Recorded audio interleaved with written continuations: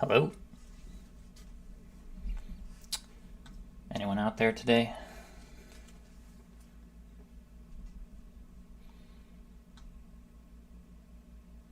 Hope everyone could find the stream all right.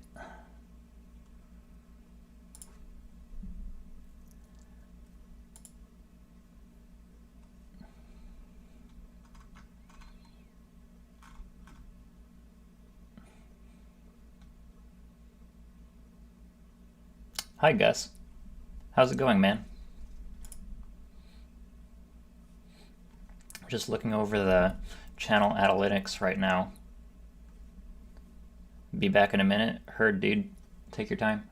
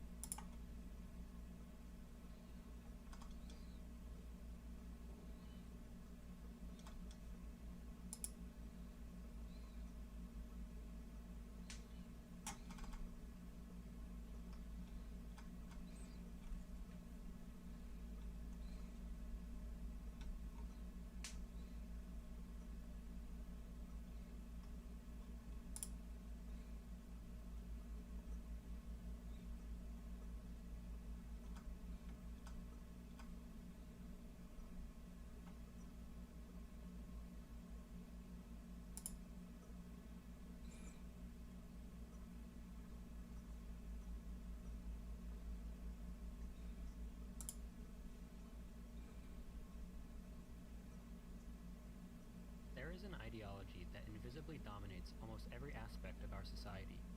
It seeps into every nook and cranny it can find, from the cities to the countryside, from our jobs to our homes, from our schools to our political system. That's awesome. Didn't even know that.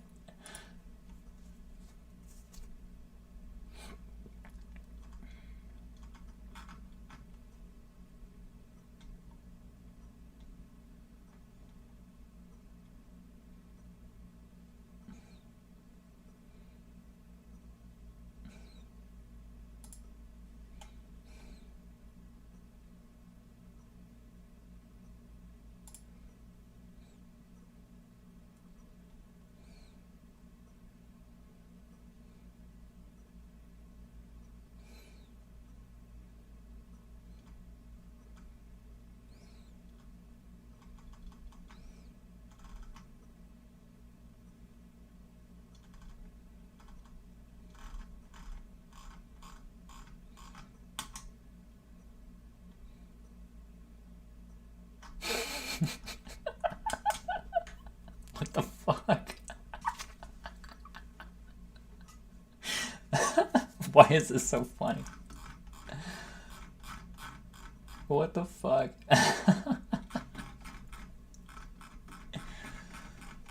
Oh man. Wow, okay. Oh.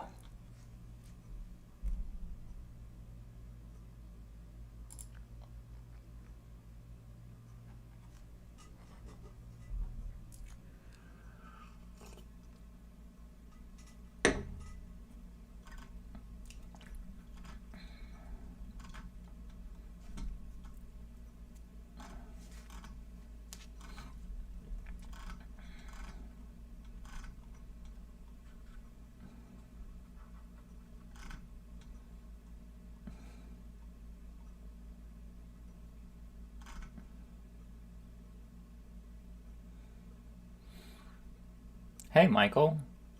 Welcome. And Chimchuri, welcome. Glad you both could be here. So what I was doing just now is I was looking at my channel analytics, and I'm looking at playlists that other people have made that include my videos, and I got a massive kick out of this one right here. It's called "To All 16-Year-Old Gen Z Dudes Watch," and then you can look at the actual playlist, and look, here's my video alongside all sorts of other like really crazy looking shit.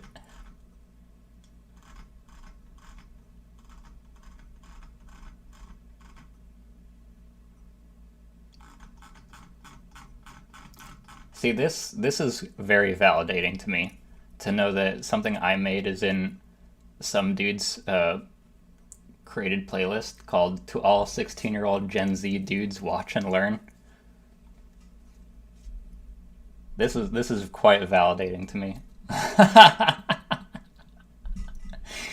I've never done this before. I can't believe that I can actually look at the playlist that my videos are in. That's really funny. I mean, this one is just straight up political philosophy. This is.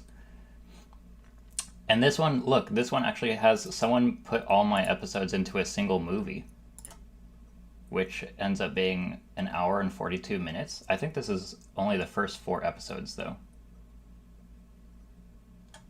So this is really cool. I really like that someone went ahead and did that for me. And the other thing that makes this really great is, like, if for some reason something ever happened to my channel, this would still be out in the wild somewhere. So that's really cool. And then there's this playlist over here, where there's like some actual serious speakers like Richard Wolff and John Perkins. And where's my video at? Is it down here? Yeah, here's mine.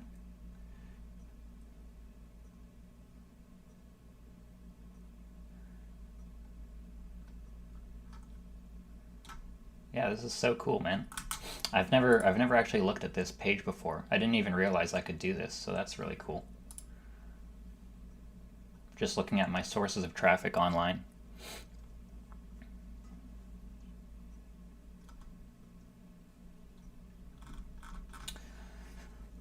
So how are y'all doing today? I wanna hear what y'all are about. I've got some good news to share, some good and some bad. I've had quite a diverse week. I have some coffee today. I usually haven't been drinking coffee because my espresso machine broke, so it doesn't work anymore.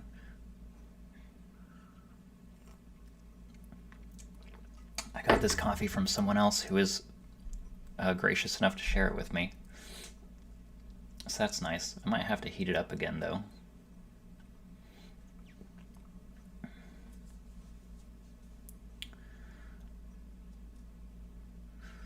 I'm moving from Oregon to Missouri. My feelings are mixed. Yeah, that's not a change I would have expected. I would have expected Missouri to Oregon and not the other way around.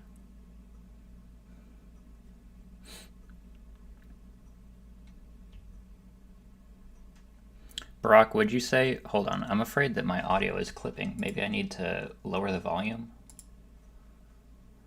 Tell me if it's too loud, guys. Because it looks like my audio might be clipping. Okay, let's see how that sounds. So, Barack, would you say that inflation hurts the rich more than the poor? And if A is true, that makes inflation education a class issue? I mean, that seems like a very straightforward statement to me. I don't see why that wouldn't be the case. I mean, it's not like knowledge of how inflation works is like hidden, but it's also not part of the public school curriculum. I think it is definitely true that inflation hurts the rich more than the poor, and therefore it's one of their main priorities to reduce it, no matter the cost, no matter what suffering they have to impose on the public sector. Missouri has some pretty low standards of living.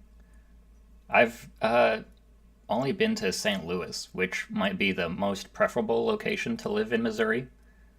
So if you're going to live in St. Louis, I'd say it might end up being pretty cool, actually. I don't know about the rest of the state, though.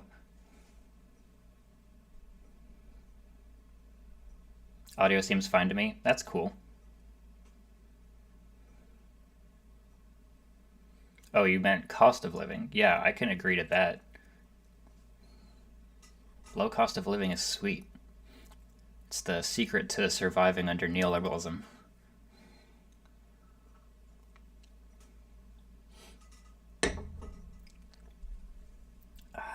If you can reduce your housing expenses, you can spend your life however you choose.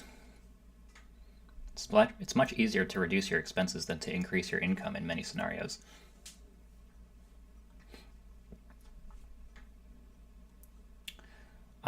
So I think last week I ended off the stream by saying that we were going to react to something that Gus shared with us. I don't remember what it was though.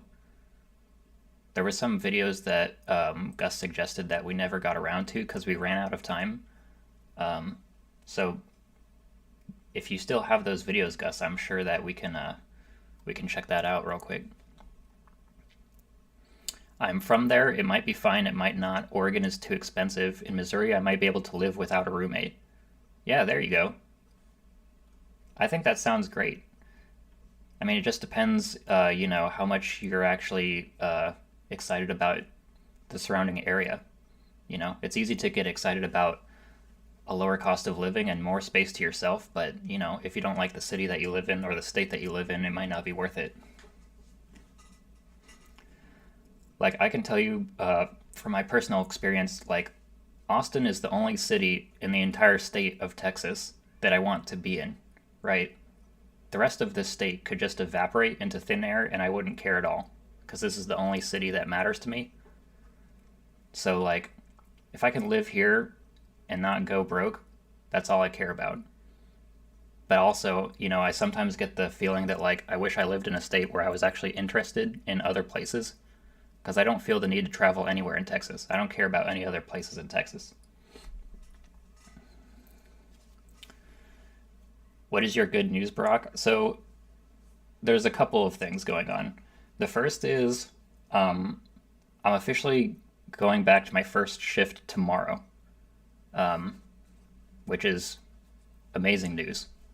I'm actually going to be on the clock and getting a wage for the first time in like 480 days or something like that. And it's way sooner than I expected. I thought that I was going to have to wait until August 2nd, but the general manager at the venue that I work at, she basically fast tracked my employment, and I'm going to go in tomorrow at 10 a.m., which is going to be awesome. I can't wait. I need the money so bad, and it's just great, great news. The other piece of good news is just far too it's just far too explicit for a kid-friendly educational channel like this one with such an impressionable audience. So I can't go into detail, but suffice to say that was also really enjoyable.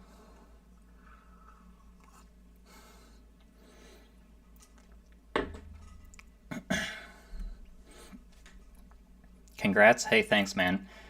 It's not like uh it's not like the good news is all that happened though. Like uh I also happened to get my wallet stolen on Sunday.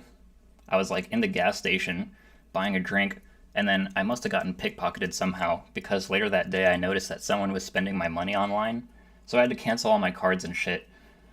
And I'm getting new ones in the mail, but the highlights of my week were so high that the lowlights just made me feel kind of mellow, so I'm chill about it.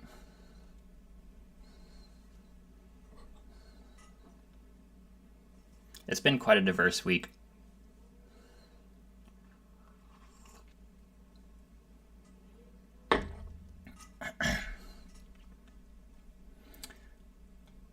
So yeah, good experiences and bad, but mostly good. and now I'm here, and now I'm chilling. Uh, was there anything else? Yeah, first shift tomorrow. Uh, and yeah, that's oh man, that's gonna change a lot, dude. I've been waiting so long for that just because I needed something to break me out of my quarantine stupor and like force me to get out of bed in the morning, force me out of my apartment. I'm gonna get to talk to all my old coworkers again. It's gonna be so fun. Even though I'm gonna be doing a bunch of like drudgery, but at this point I'm looking forward to it. I work in a kitchen, so we're gonna have to like completely clean and sanitize the kitchen before we open to the public again. Uh, and that's going to be a lot of work because that kitchen has been neglected for 16 months now.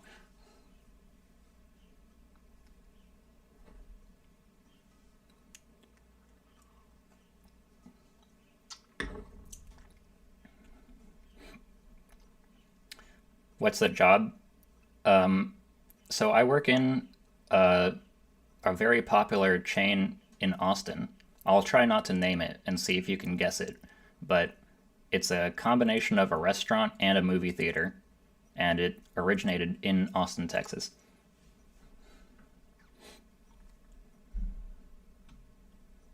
Hey, Andy. Glad you could be here. How are you doing?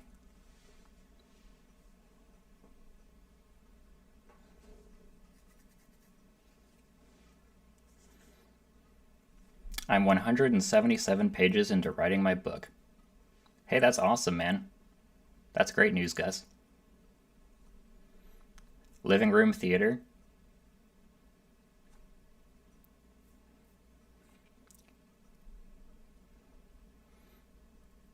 Oh, Gus.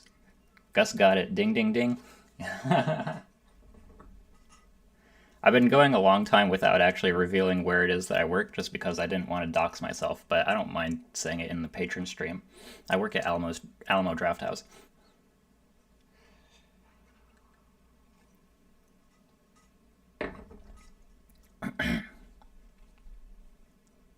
So this might be a very difficult image for you to imagine in your head, but if you could imagine me uh, like prepping food and like stocking shelves and washing dishes that are piled from the floor to the ceiling, that's kind of what my job has been for like 4 years now, excluding the pandemic, of course, because the whole venue was shut down. But it's actually my favorite job in the food industry that I've ever had. It's a great company. I'm wondering how it's going to be now that the company's like has completely different owners. They had to file Chapter 11 over the course of the pandemic.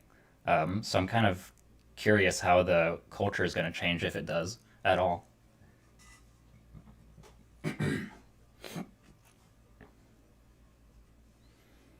I'm old fashioned. I eat after I go to the pictures. Well, dude, if you ever go to an Alamo, you can eat and watch the movie at the same time. It's pretty sick.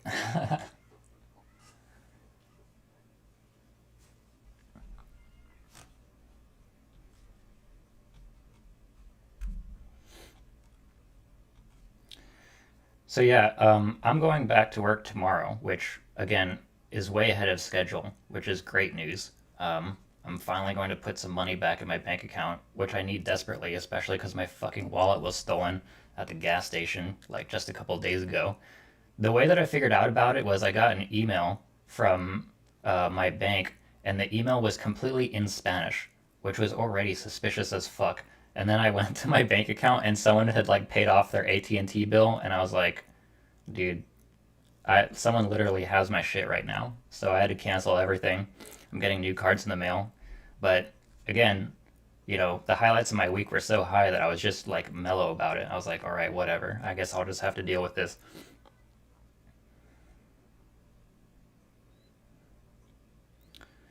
There are, excuse me. There are no good movies anymore, though. Last good movie was Blade Runner.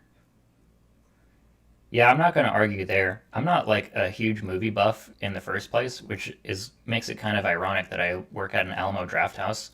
Um, but yeah, I don't often go back to the venue when I'm off work to see a movie, even though I get an employee discount. First of all, just because I don't like going back to the place that I work at when I'm off work, right? That's just the first part. The second part is that I'm not really even a movie buff. I work there mostly because it's like literally just down the street from where I live, and it's a fairly easy job for the most part. And the people who work there are really cool.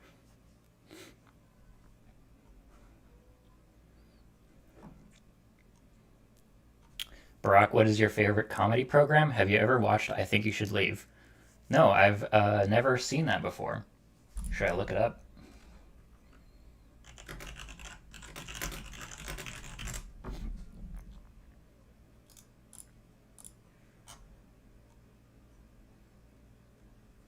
So I don't watch a whole lot of comedy shows, but I have watched a lot of stand up. I do consider myself a bit informed on stand up comedians. Um, my favorite stand up comedian of all time is Bill Hicks. Um, and then after Bill Hicks, I would say like maybe Carlin, and then uh, it's a toss up between like Chappelle and Bill Burr, or um, oh, there's another guy, Doug Stanhope. Those are, I think, top for me.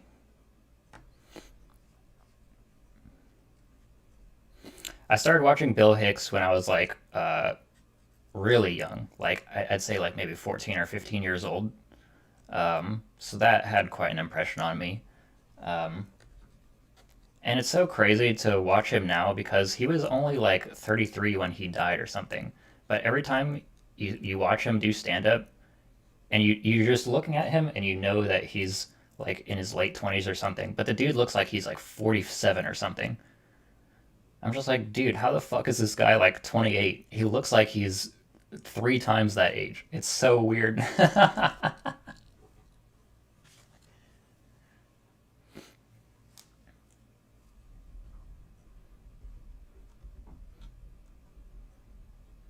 I never could get into comedies. I tend towards sci-fi. Yeah, sci-fi is great too. I'm just not a huge movie buff. I've always been way more addicted to video games, right? And it's my love for video games that makes it so I literally don't pay attention to most movies that come out. Um, but I've still seen lots of great movies. Like one of my favorite movies ever, and this is also sci-fi, is Pitch Black with Vin Diesel. Pitch Black is one of my fucking favorite movies ever. I love that shit. Dov Davidoff is one of my top 10 stand-ups. I've never heard that name. Who's Dov Davidoff?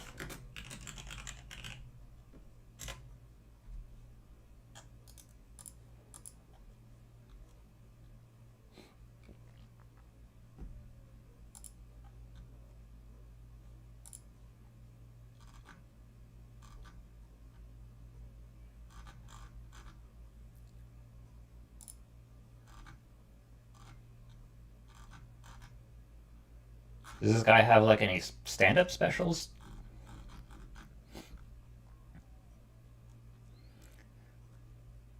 Burr's okay, Stanhope is better. I can agree with that. I mean, Burr is like infinitely more popular, obviously, but Stanhope is just way edgier. He was an old soul. Yeah, I mean, I like when I was young and I watched Bill Hicks. A lot of what he said resonated with me because I could tell that he was just a young person who is like so discontent with life and the world. So that made me enjoy him a lot. The band Tool got me into Bill Hicks. That's so crazy because I know that they have a connection. Um, but I learned of Tool first. Um, but it wasn't the band that got me into the stand up. I found them both independently, and then only later I learned that they actually were connected in some way. If you do watch, I think you should leave. Start with the hot dog car sketch.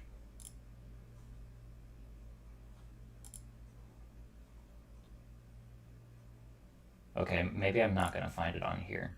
Is that something I can watch on YouTube?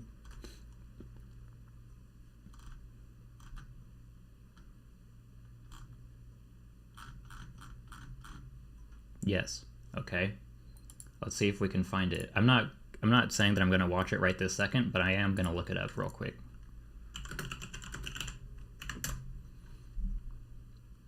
Hot dog car sketch. Okay. Got it.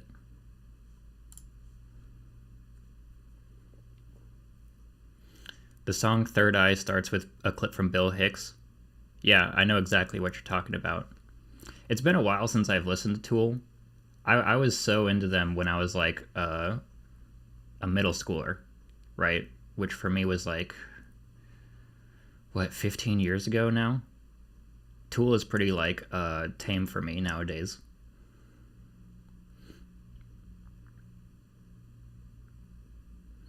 Since you like Hicks, have you ever seen Ron White or Eliza Schlesinger? No, I can't say that I have, Gus. Are those other people that I should know about? Let's look up here.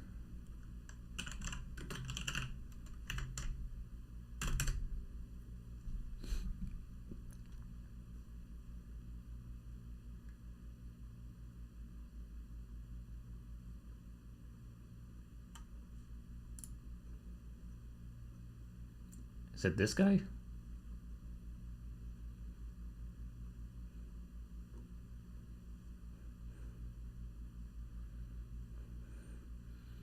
Tool is no Death Grips? Damn. Yeah, now we're getting into some edgy shit.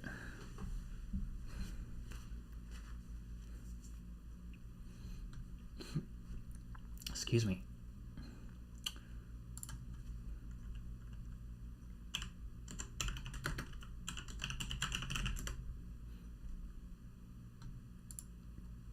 This is the other one. Eliza Schlesinger. Yeah, I've never heard of either of these people, Gus. This is new to me.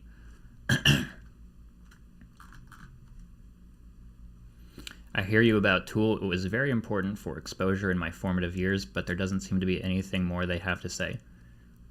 Yeah, I think Tool is a vital stepping stone to anyone who actually likes heavy music and also rhythmic music, which is still what I enjoy, right? Everything that I like, most of what I listen to nowadays is heavy and rhythmic, but it's just like, you know, dialed up to 11, right? Whereas Tool is sort of like training wheels to me at this point.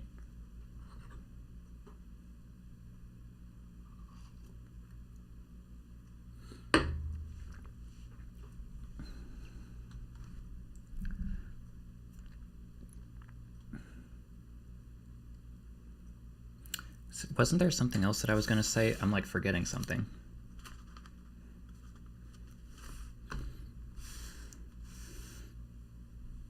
I feel like there was something that I was going to say or put on screen, and I'm just like forgetting it now. But I like talking about music and comedy. That's fine too.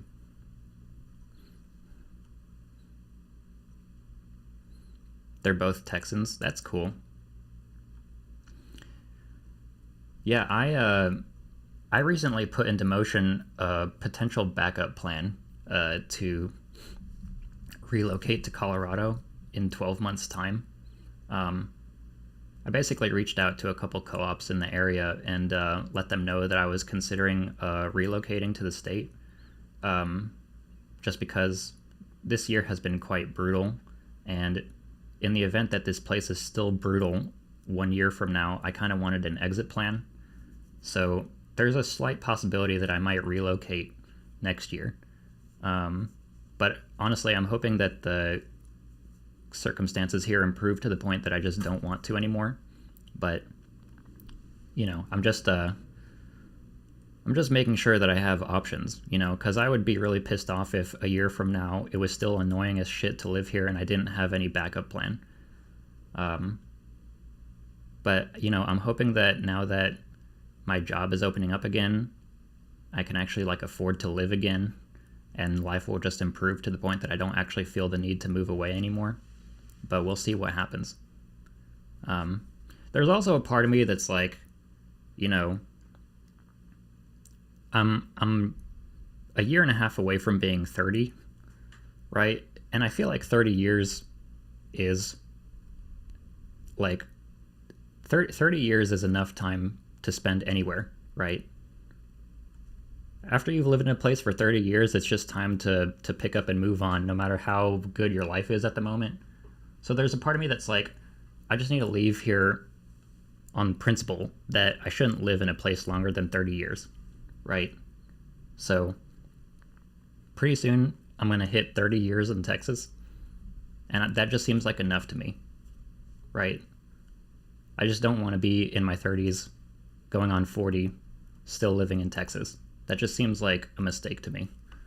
So there's a possibility that I might move away even though my life is good here, just because I feel like on principle you shouldn't live in a place more than 30 years at a time. But that's just me. If my life ends up getting really great in a year, I will feel pretty hesitant to move away.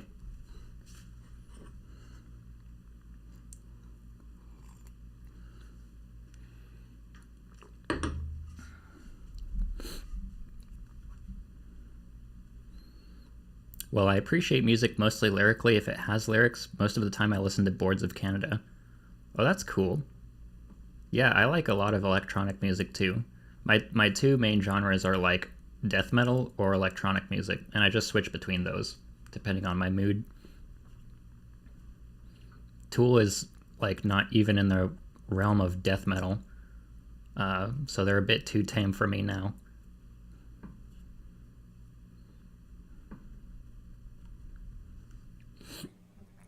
Excuse me.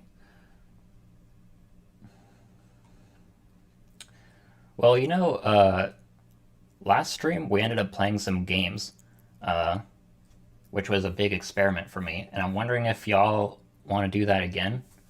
Um, I know that I haven't done any political analysis or political research in this stream, but you know, I have uh, I have plans to dig back into it. After I've done a few shifts at work, just because I feel like my mood is going to improve supremely once I actually like get back in the swing of things. But maybe we could play some games if you guys are down with that. So you're still looking to move out? Well, it's a little bit more complicating than that. Basically, I initiated a plan to potentially move in 12 months' time in case the place that I live in now is still like limping along. But there's a possibility that maybe a year from now my organization will be a lot more stable than it is today. And if that's the case, then maybe I won't move out. But I'm also feeling a bit conflicted about it because, you know, in a year and a half I'll be 30, right? And there's a part of me that feels like, once I turn 30, I just need to get out of here because I don't want to live in one state longer than 30 years, right? I spent 30 years of my life in Texas. That seems like enough to me. I kind of just want to experience a new place. I don't want to be like going on 40 and still living in Austin, but we'll see. Not that game. It was so boring to watch play a story game. Hey, I appreciate the honesty, Michael. Uh, I didn't mean to bore you to death. I just wanted to give you an accurate representation of something that I really like to play in my off time. But yeah, we can try something new.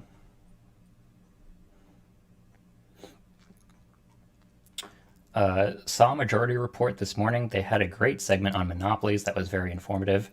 Matt Stoller was the guy's name. I know Matt Stoller. He wrote this book called Goliath, and I forget what the subtitle is, but it's like the 100-year battle between capital and labor or something like that. Let's see how right I am. So Matt Stoller, Goliath. I've read chapters of this book actually. The 100-year war between monopoly power. What is it? The 100-year war between monopoly power and democracy. Yeah, so I was almost right. This book is actually quite good.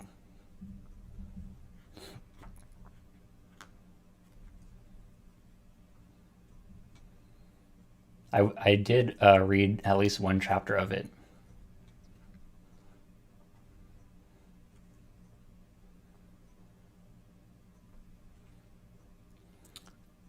So, as far as story games go, I'm not sure what I got that we could really dig into.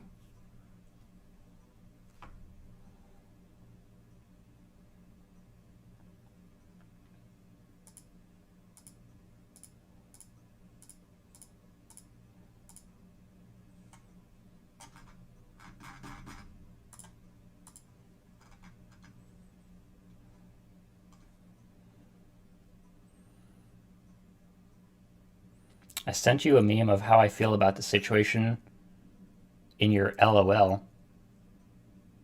Wait, I sent you a meme about how I feel about the situation you're in from Patreon. Okay. Andy has sent me a secret meme, everyone. I have to I have to investigate this secret meme real quick.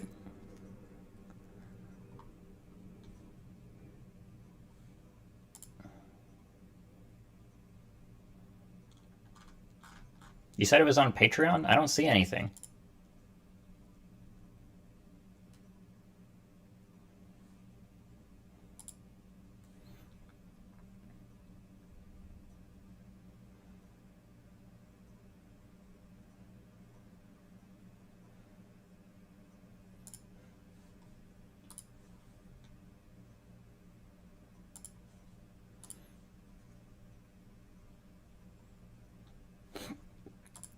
So anyway, let's look at what I got right now. So the closest thing that I have to like story driven would be this one right here. I'm a huge Mass Effect fan. They just came out with this remastered version of the Mass Effect trilogy, and I already played through this back in June, I believe, and it was super fun and enjoyable. I don't know if you've ever played Mass Effect, Michael, but this is super story driven. There's also this game, Hades, which has a really great story. I wouldn't say it's overtly political, but it's also extremely well written. Um,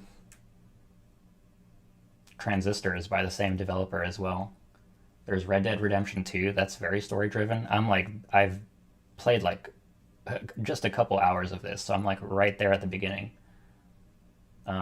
But these are just the games that I have installed. This is nowhere close to the actual number of games that I actually own, so there's probably something closer to what you're expecting that I have.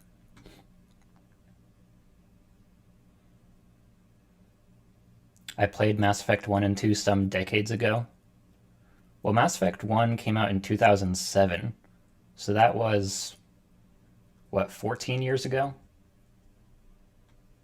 So yeah, it's not decades yet. It's a decade and a half, maybe.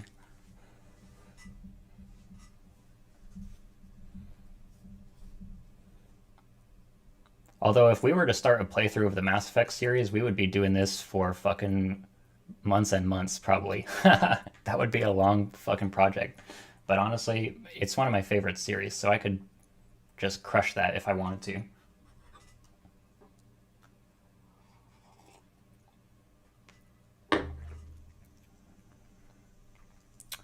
Forget it, I can't send an image through Patreon.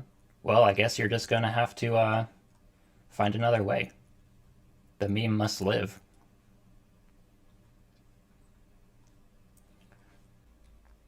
All right, let me look at uh, what I actually have installed though, or what I actually own, not just what's installed. So there's quite a bit here for us to choose from.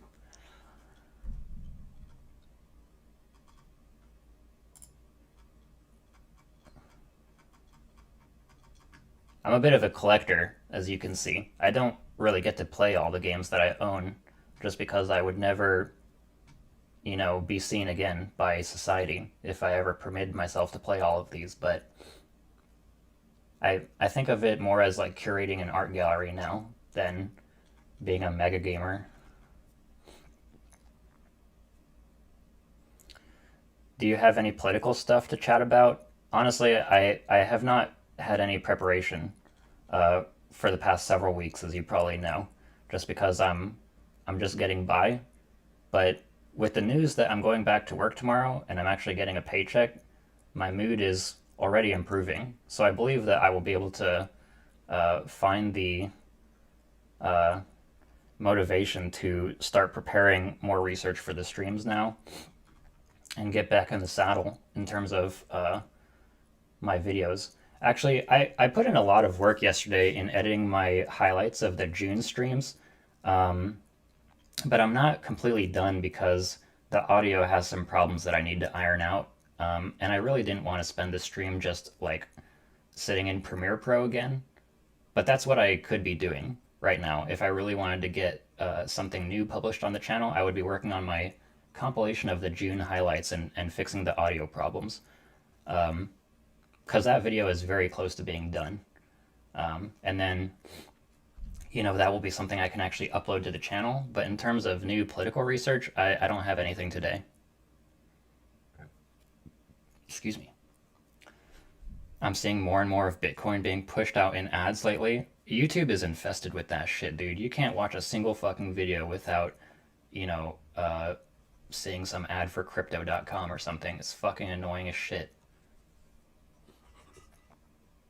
I thought of an idea for a video where it just starts with the ad playing, like the same ad for like the crypto card that everyone has seen a bazillion times, and then just being like, shut the fuck up.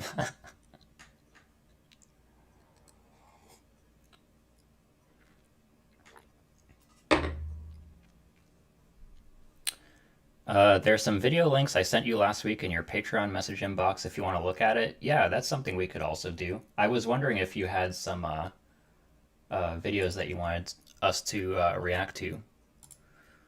But the last time that I looked, it was the same Kyle Kalinske video that we saw last week, so I haven't seen anything brand new. Yeah, the last thing that I see shared here is the Kyle Kalinske one about the child slavery, and we already watched that one.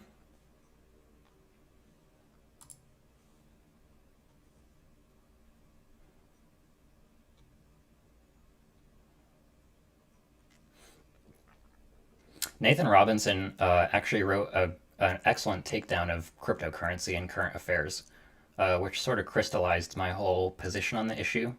Um, it's just, it's. I mean, I don't want to say it's a fad because it is in fact a very powerful technology, but it's like not a a, a positive force in the world. It's just another method of consolidating wealth into very few hands.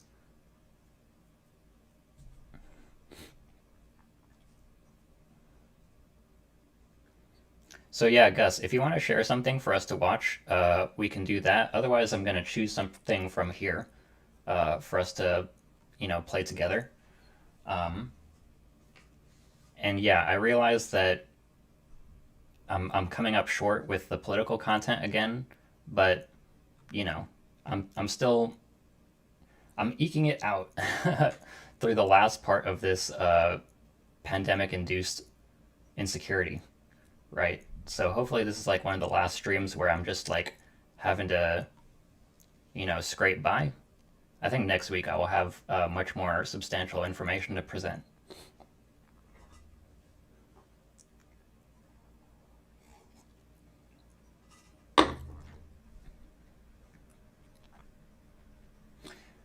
I was playing Fallout, let's see, all the way back in October 2018 is the last time that I played Fallout 4. Although I don't really feel like I like this game very much. If I was going to play a Fallout game, I would definitely go back to like New Vegas or something. Excuse me. Where do I keep New Vegas at? Um, am I tripping? Where is it at? Oh, here it is. Yeah, New Vegas is definitely the one that I would want to check out if I was ever going to go back to Fallout.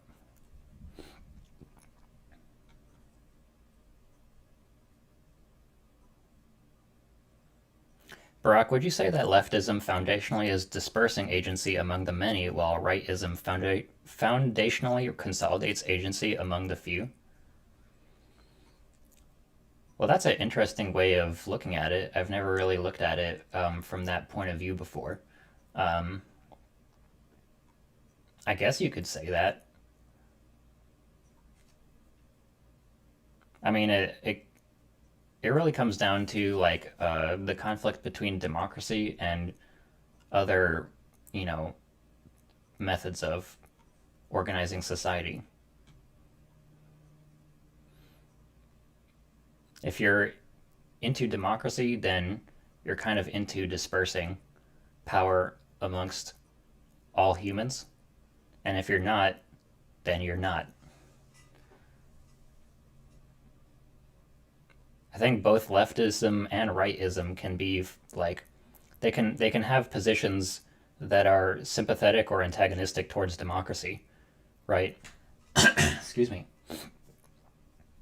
Just because you're a leftist doesn't mean that you can't be antagonistic towards democracy, right? It's not impossible.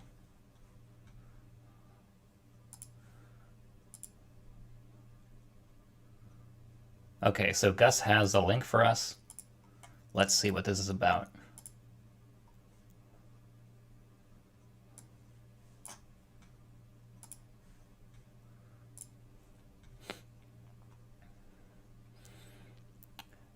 I ask because many people who claim to be on the left want agency in the hands of committees of experts. It seems to be a consultation of power among a consolidation of power among ideologues. Yeah, I mean, I do think leftists have this bias towards expertise. Excuse me. Yeah, I mean, leftists are definitely not. They're definitely not spared from having a bias towards expertise. Although, when you live in a society that's so like disdainful of expertise, it's hard to view that as a negative, right? Of course, once you have a more nuanced understanding of the concept of expertise, you realize that, like, yeah, actually having a professional managerial class is a bad thing. You really don't want to create this class of educated professionals that actually has no values or convictions, right? Because then you just end up back at the start. Um, so I understand the point that you're making, but it's like, I'd rather take a panel of experts over a panel of people who like are completely disdainful of the concept of expertise in the first place. Okay, so we have a video here from Gus. It's called Cuban Protests. The US blames socialism for the consequences of their embargo. It's an 11-minute video. So let me make sure that the desktop audio is working, and let's see where this goes. As most of you would know, there have recently been protests in Cuba. President Joe Biden responded to the protests by calling communism a failed system. Communism is a failed system, universally failed system, and I don't see socialism as a very useful substitute, but that's another story. Now, my simple reply to this is, if Cuba is such a failed state and communism such a failed system, then why does that nation have a higher life expectancy than your country? Why does, despite your vile and murderous embargo, does this failed state have a lower infant mortality rate than your nation? What does it say about your country that this little nation, constantly under siege, beats you in such important indicators like this? There's no excuse for the failure of American capitalism in these areas, not one. Now, since the Cuban Revolution, the US has repeatedly tried to remove the socialist government from power. There was the Bay of Pigs invasion, the hundreds of assassination attempts against Castro, and the bombing of sugarcane fields, sugar being Cuba's main export at the time. And of course, there's also the embargo that has had a devastating effect, negatively affecting the health and prosperity of the Cuban people. To quote a 1997 report from the American Association for World Health, a humanitarian catastrophe has been averted only because the Cuban government has maintained a high level of budgetary support for a healthcare system designed to deliver primary and preventative healthcare to all of its citizens. Even so, the US embargo of food and the de facto embargo on medical supplies has wreaked havoc with the island's model primary healthcare system. So, it is only because of Cuba's needs-based socialist health system that there has not been an absolute catastrophe. The same embargo is still in place today. Now, does it sound like the US cares about the well-being and freedom of the Cuban people? No. It is clear that the US wants to make life as miserable as possible for the people of Cuba to get what they want: the overthrow of the socialist government and Cuba submitting to their domination. And you will hear defenders of the US claim that Cuba can easily trade with other nations. This is clearly a lie, since the US punishes countries that trade with Cuba. For example, see the infamous 180-day rule.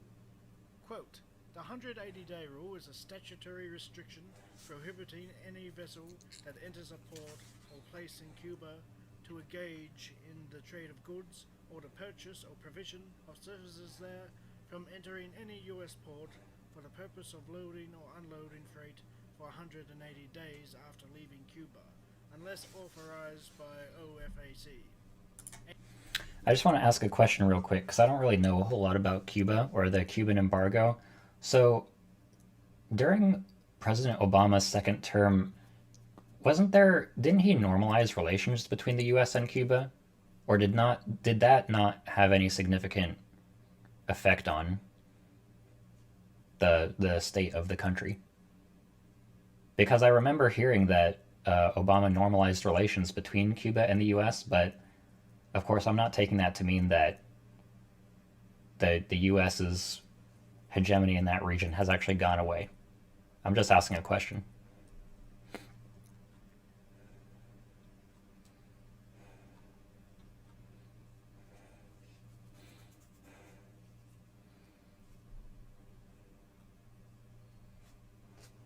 Sort of, yeah.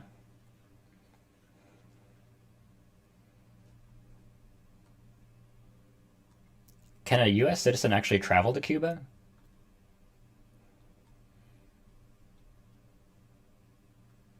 Cuba normalizations was us applying pressure to install American owned fiber wire in Cuba.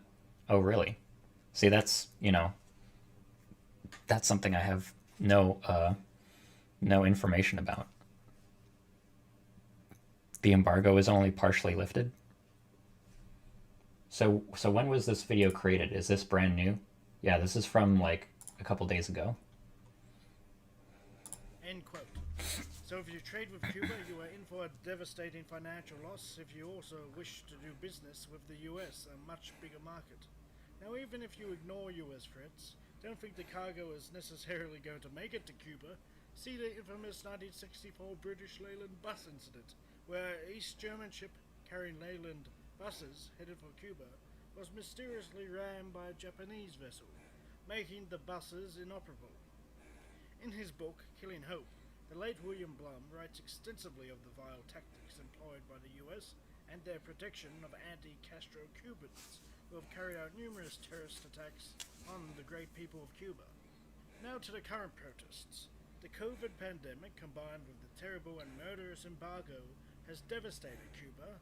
Last year, the economy, which now relies on tourism, contracted by 11%, which must have caused terrible hardship for the Cuban people.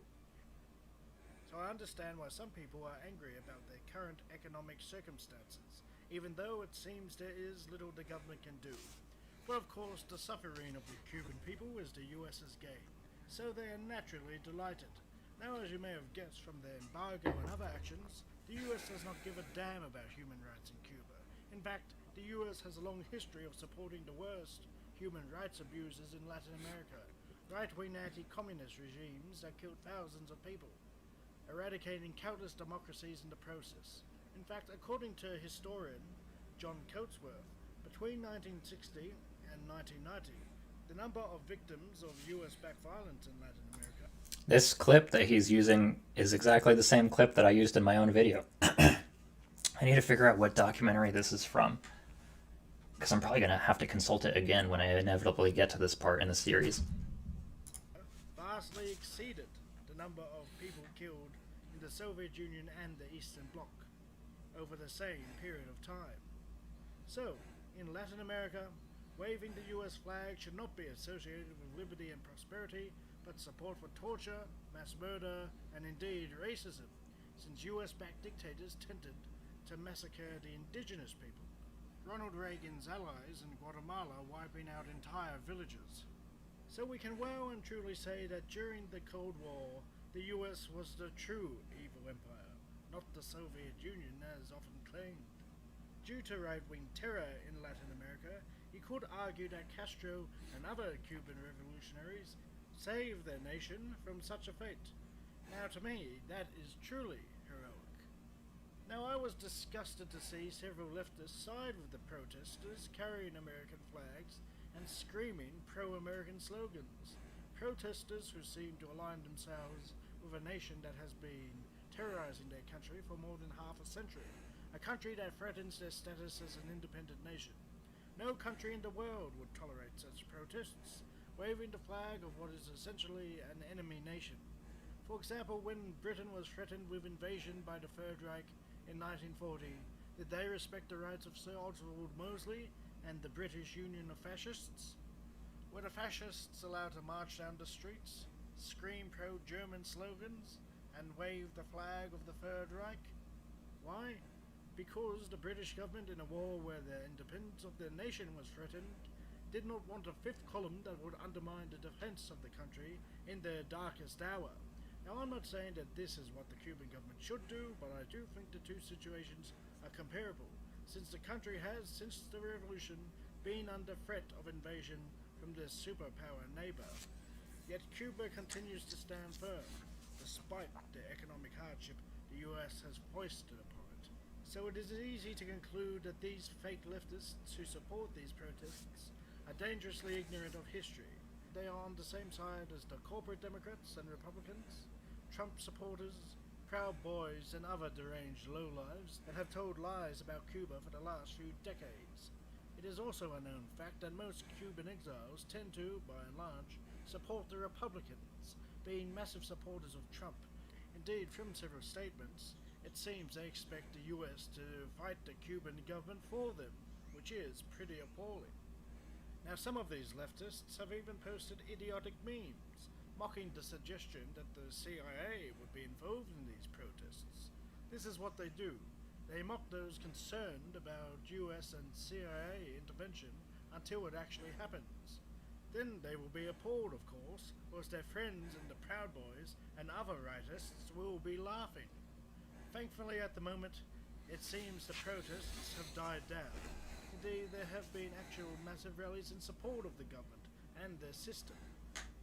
However, it cannot be denied that this little nation has suffered greatly in order to maintain its independence. Now, I truly believe that Cuba has been a force of good for the world since the revolution, sending doctors to third world countries and maintaining an excellent health and education system in the face of American terror. To quote Nelson Mandela, "From its earliest days, the Cuban Revolution has been a source of inspiration to all freedom-loving people.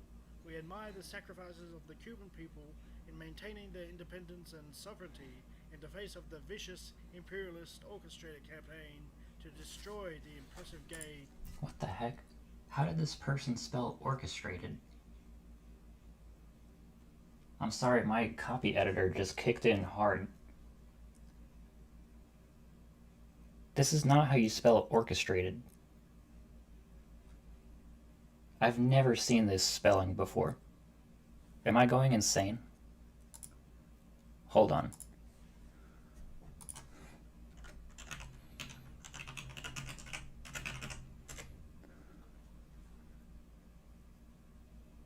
What the fuck?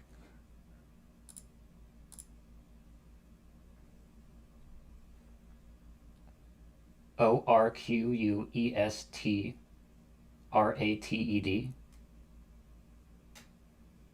This is not a fucking word.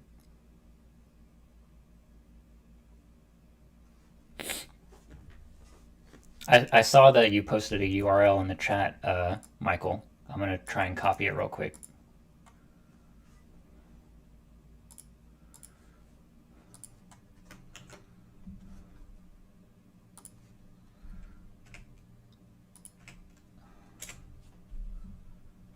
Okay, so I got the link.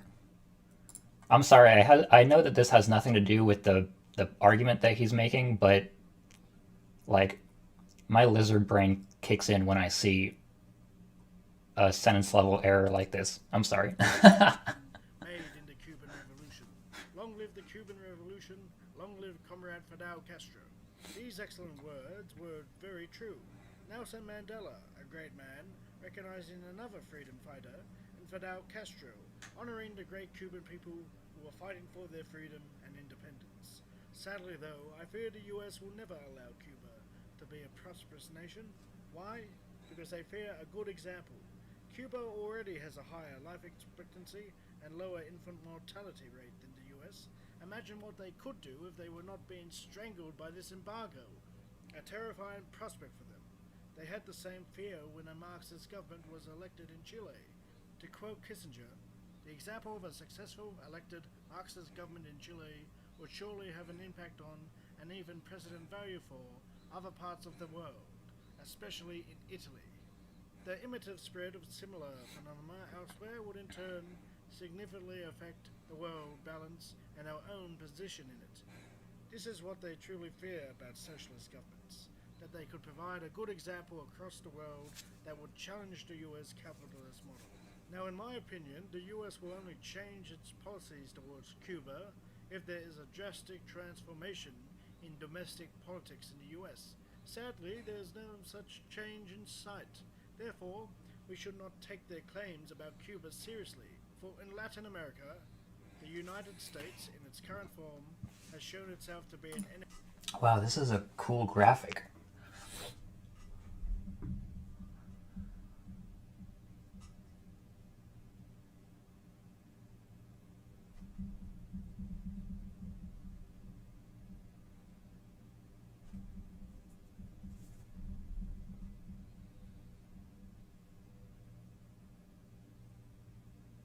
I kind of want to take a snapshot of this real quick.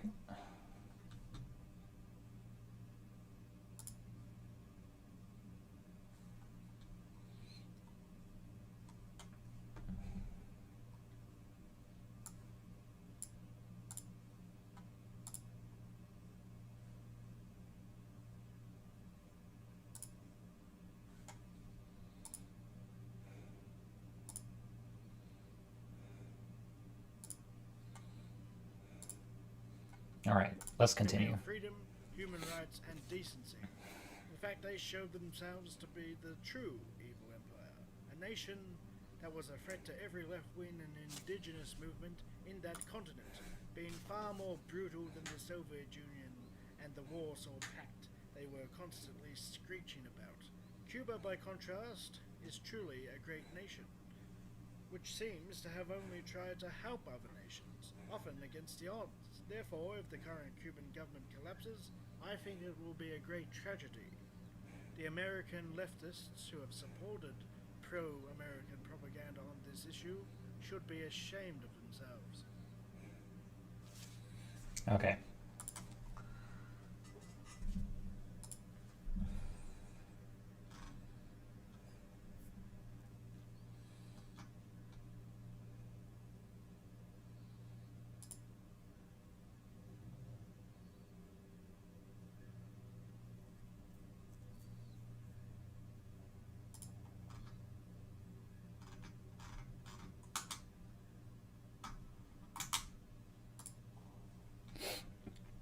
All right, that was a cool video.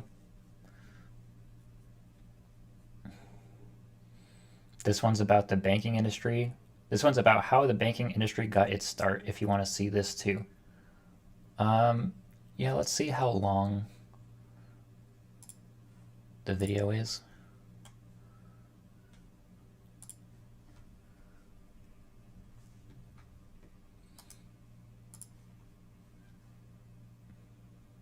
Hello everyone. Oh wait, that's the same one. Did you send another link, Gus?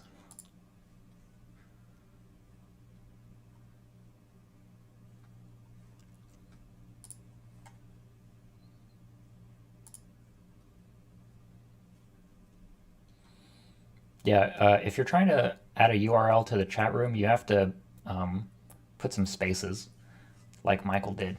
I haven't seen a new link appear in my messages yet.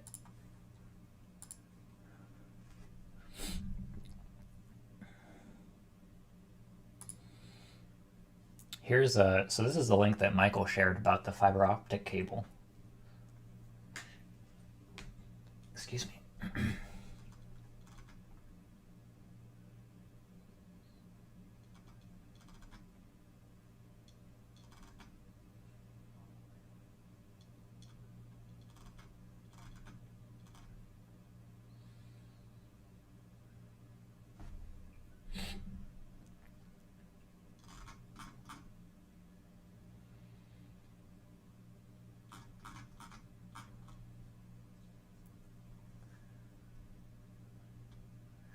In the past days, U.S. company Renesas announced on its blog that during this week they observed a second non-satellite connection established for the Cuban state telecom.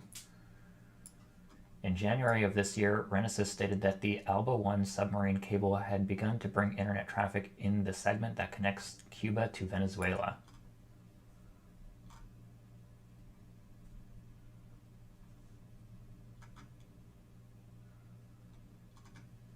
Interesting.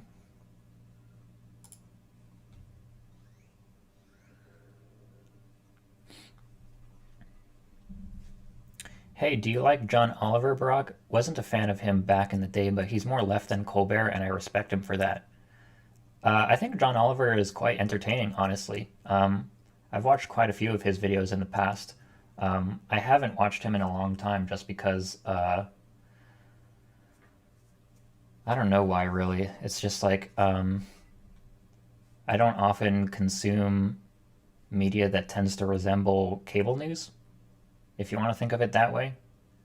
I mean, I think that the investigations that John Oliver does are really well done, um, but I don't know. I just haven't decided to watch him in quite a long time. I think I just went through a phase where I watched a lot, and then I got bored and I didn't watch him anymore.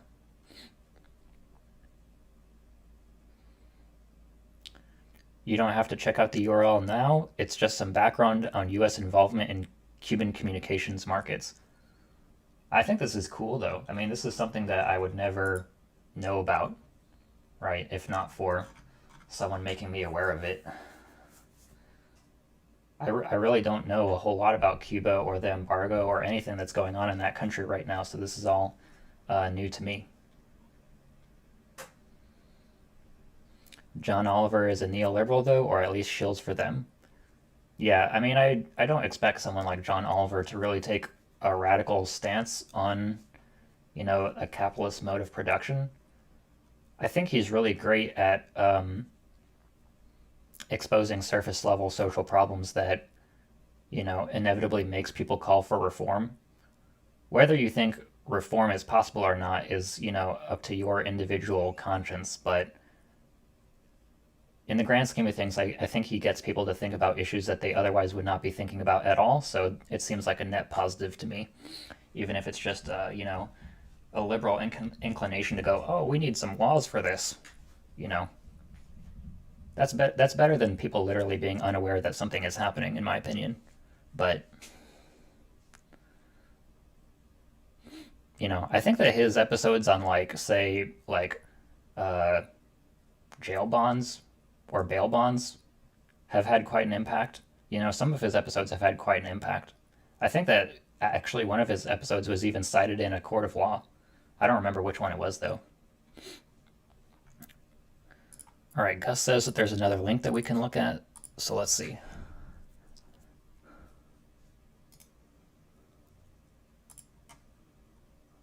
In the modern world. Oh, this is History Matters. Okay.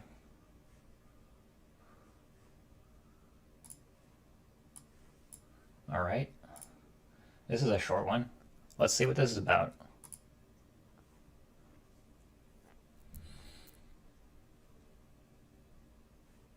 You can enter a bank, deposit money, travel halfway across the planet, and retrieve that money, no issues.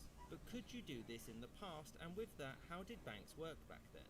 Now, banking hasn't changed all too much throughout European history, and as such, we're going to focus on the late medieval, early Renaissance period for two main reasons. Renaissance. Renaissance banks operated across... Did you hear how you pronounce Renaissance? Renaissance. It's kind of funny. I wonder what accent he has. Enter a bank, deposit money, travel halfway across the planet, and retrieve that money, no issues. But could you do this in the past, and with that, how did banks work back then? Now, banking hasn't changed all too much throughout European history, and as such, we're going to focus on the late medieval, early Renaissance period for two main reasons. One, Renaissance banks operated across borders in different states with different laws, and two, the Catholic Church expressly forbid the act of charging interest on loans, a practice known as usury, which is what we'll begin with. So, since a banker couldn't charge interest on a loan, how did they make profit, and why bother loaning money out at all? Well, banking families like the Medicis weren't fools, and they managed to get around interest in two ways. The first was via late payment fines. Whilst you couldn't charge interest at, say, 10%, you could fine someone 10% of the total of the loan if they were late in their payments. If you were to, say, pay back a loan on time, you'd get no fines, but in return, you'd likely be blacklisted by every banking family in existence. And so, if you ever wanted another loan again, you'd need to pay it back late. The second way they got around interest... Wow, that's crazy. That's a crazy fact that he just stated. So, in order to actually keep getting a loan, you had to purposefully pay it back late? Because otherwise they would never give you another loan because they couldn't charge you any money. That's a crazy fact. was via currency conversion. You'd get out a loan which would be provided in one currency, and you'd then pay it back in a different currency at a different time, and thus at a different exchange rate. The bank would then pocket the difference. The exception to these rules were kings and the Pope, who just got the loan for free because please don't kill or excommunicate me. Now, as the process of taking out a loan suggests, you'd be taking out and paying back money in different places, meaning that these banks had multiple branches as the Medicis did. So how did these banks confirm details and prevent fraud between the different branches? Why couldn't someone simply forge a note saying that they have an account and then run off with the money? Well, there were several checks and steps to verify information. As many of you will know, banks at this time were run by families, and members of these families would be sent to the bank's branches to run them. These branch managers would know each other quite well and importantly know each other's handwriting well too. The bank would then use their own trusted messengers who would travel as fast as they could to the numerous branches to update them on account information. Thus, it was possible for a person to deposit money in, say, Florence and withdraw it in Paris, for a fee that is. Now, all of this was very profitable, but this didn't stop most banks from going bust very quickly, and this was mostly down to warfare. Kings needed money for wars, and having a branch in a kingdom meant that you were obligated to lend money to the king if they needed it, and this led to kings taking advantage of banks. Since they had near absolute authority, they could, and did, simply refuse to pay the loan back. In fact, kings were often pressured by their own merchants and lords to do so, since this would then force a bank to default and close, meaning that it couldn't collect payments from anyone else. And so, that's an extremely simplified way of how medieval banking worked. Despite the lack of modern technology or the ability to charge interest, banks were extremely profitable. However, it was an extremely risky business too, and families were often taken down by kings as quickly as they rose up. I hope you enjoyed this episode, and thank you for watching, with a special thanks. That was a quick video. I like how he pronounced Renaissance. Renaissance.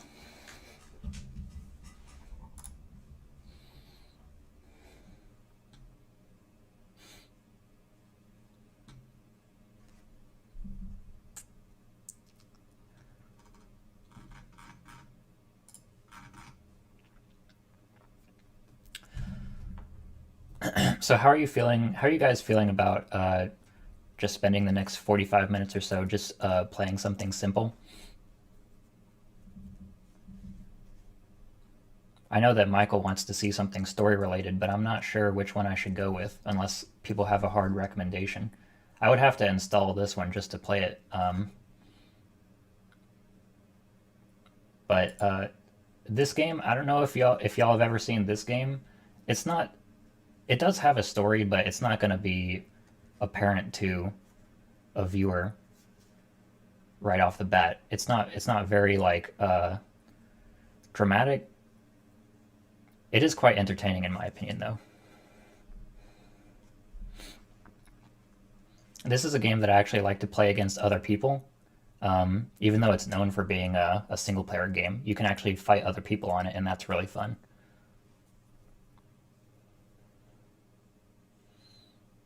I want Michael's approval though, because Michael is the one who is a cultured man with standards.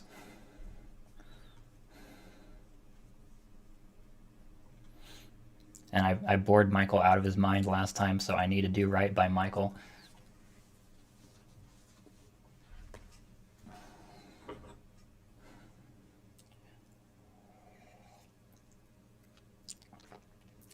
Come on, man, don't put it all on me. I'm sorry. By the way, Michael, I was going to have an interview with your friend, but we ended up having to reschedule just because she got into some scheduling trouble. But I was about to do that interview. I think we're going to do it in August, though. So yeah, that interview almost happened, but I think it's just delayed. We're gonna have to do it sometime in August. But why don't I show you all this game? I know that this is not a huge story-driven game, but this is another example of something that I like to play. And for 45 minutes, I think it's gonna do well. So let's just. I want to see how you all think about this one.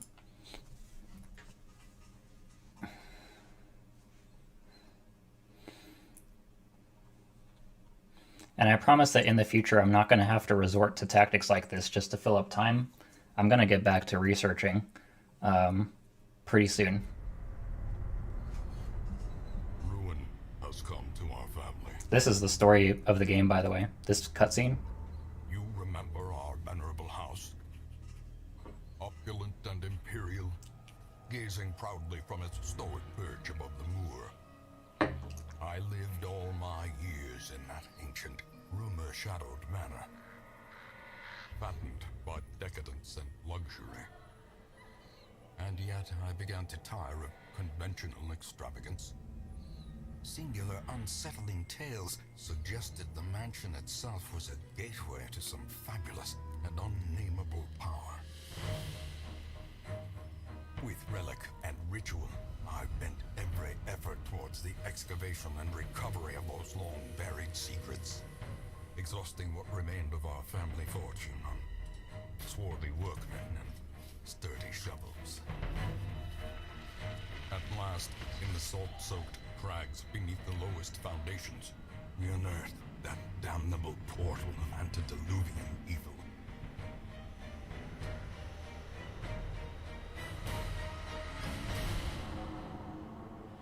Our every step unsettled the ancient earth. But we were in a realm of death and madness. In the end, I alone fled laughing and wailing through those blackened arcades of antiquity. Until consciousness failed me. You remember our venerable house? Opulent and imperial. It is a festering abomination. I beg you, return home, claim your birthright, and deliver our family from the ravenous, clutching shadows of the darkest dungeon.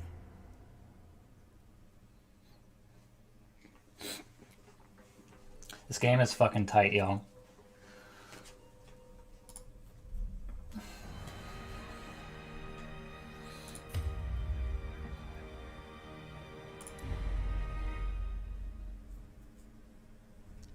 So like I said, this game has a single player component, but also has a multiplayer component. Most of the time I play the multiplayer component nowadays just because it's a little bit more interesting to play against a human, for me personally. But there's no shortage of single player story to go through. Although the story is really, you know... The campaign can wait. For now, carnage calls. The story is not really all that grandiose in terms of its presentation. You just have to fight some really, really hard enemies. I'm going to turn this down just a little bit, though.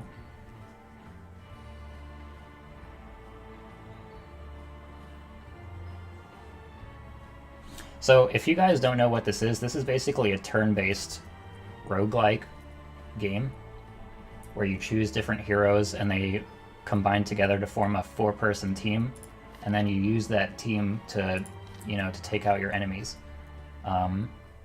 This is a game that I love a lot, and that I played quite a bit. And I don't know if you all have ever played a game like this before, but I highly recommend it. Let's see if we can fight another player. The ringmaster demands a challenger. Fabulous and unnameable power. Looks like he's about to have his credit score improved.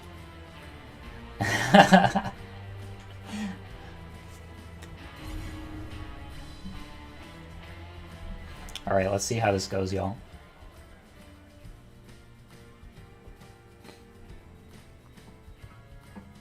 The rabble fills to the spilling of blood.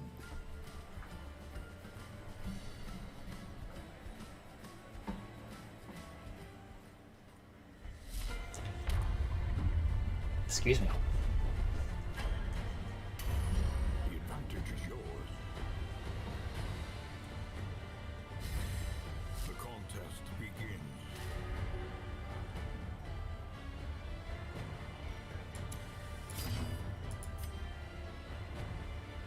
The reveling throne demands its portion.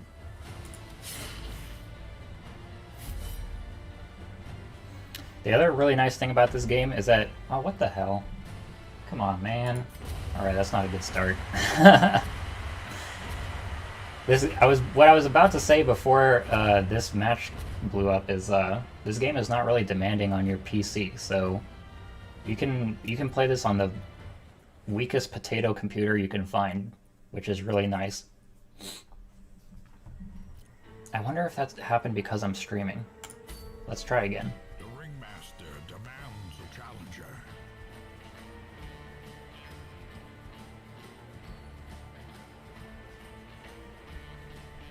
Also, all you really need to play this game is just to click your mouse, so like, it doesn't require that much dexterity to play. You can like eat food and play this game. I love eating dinner and just playing this online at the same time.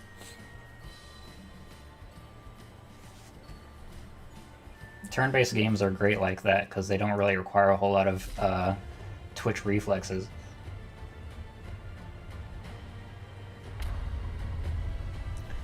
Good luck with the game, you're gonna need it. Man, you don't seem to have very much faith in my ability. I'm just kidding. Unsheathe your blades.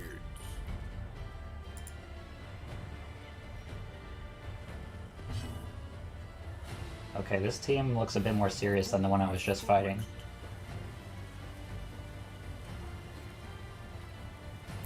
Hey Brock, did I ever tell you I almost swiped left on your neoliberalism video because I thought it would be an anti-Obama rant from the name? You know, you're not the only person to say that. I feel like the name definitely has some problems in terms of people's first impression, which, you know, I can't say I blame them. I think, what's his name? Alex Jones once had a segment called BarakalypseNow, which I never knew about before I made my channel.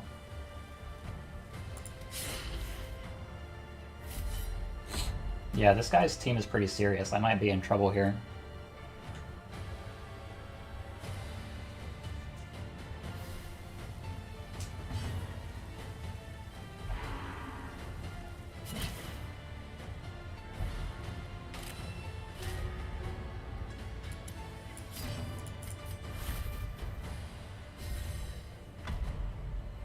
I feel like one day in the future I might have to change the name of the channel just to, I don't know, maybe make it appear less polarized, but, you know, the name has a lot of significance to me personally.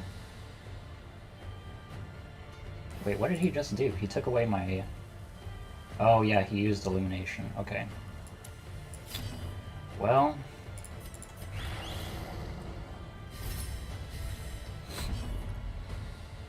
Your channel was christened by Alex himself? Yeah.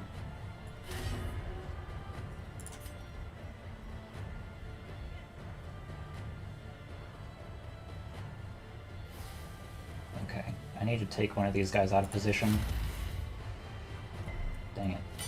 Oh well.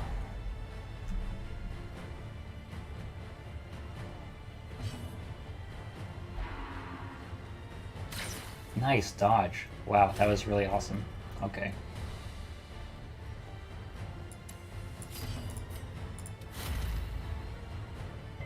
Damn, she resisted again.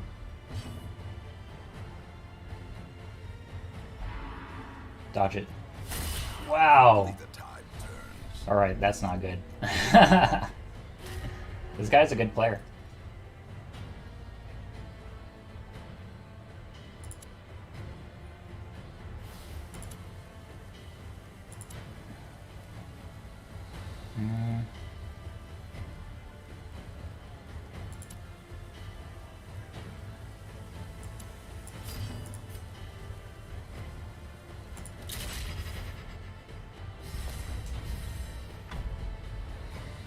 Yeah, this game is quite brutal in terms of how bad you can lose. You can get really destroyed by people in this game. But, you know, that's kind of what makes it fun and dramatic.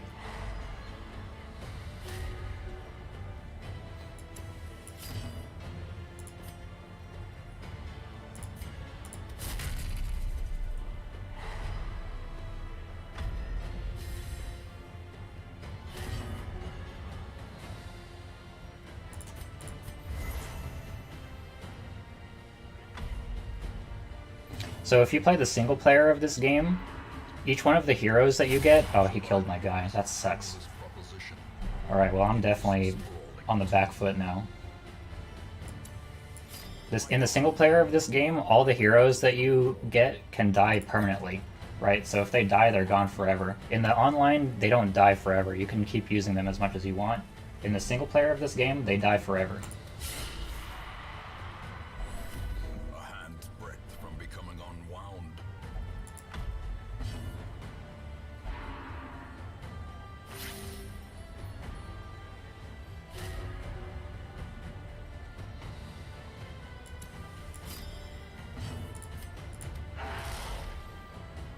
I can't play competitive games that never ends with satisfaction, even if I win. Yeah, I mean, they're not for everyone. I mean, this game is hardly competitive. Like, what's crazy is, I never even expected this game would ever have a player versus player mode. The fact that this exists at all is kind of a surprise to me. It's also a surprise how good it is, right? This game is by far and away known for its single player component, right? Most people don't even know that this part of the game exists because it's just not that popular. I think it's great, though. This guy is really dismantling me right now, though, unfortunately.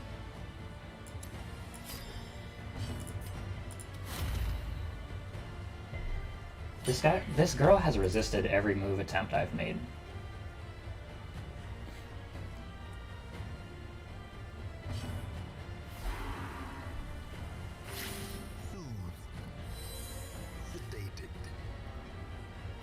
I have an unhealthy relationship with competition. Does that mean that you're very competitive or not at all?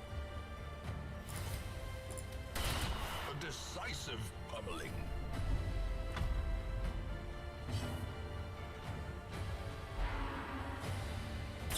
Nice miss. That's crucial.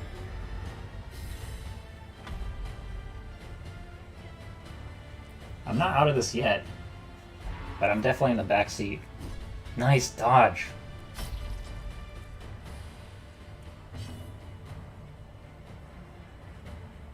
This game actually gets super hype if it's close.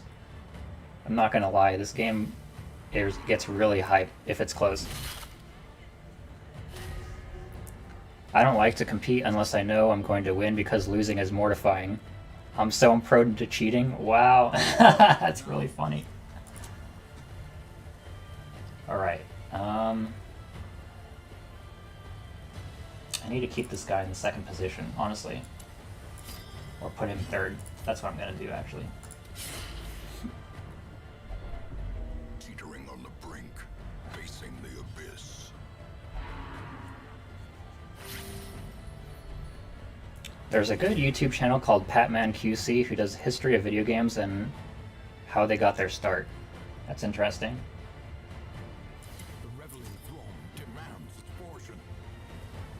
Alright, I'm going to do that.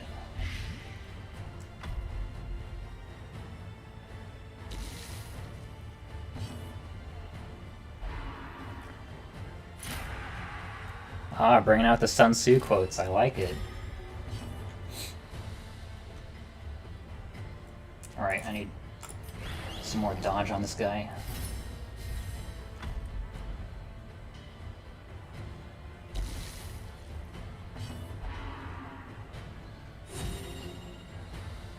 A momentary abatement.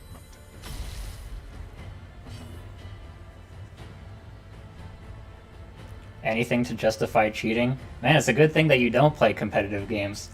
I think you're doing the world a favor, Michael.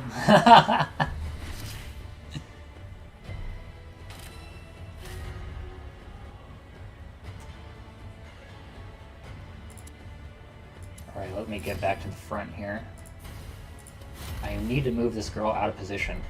Damn it. Precipice of oblivion.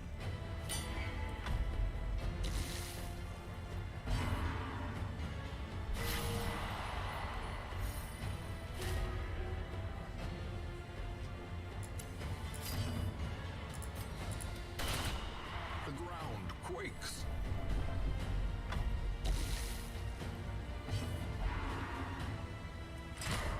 He dodged the mark. Nice shit. Alright, I'm coming back. I'm coming back into this game. I'm one person down, but I'm coming back into this game. He's starting to get in trouble.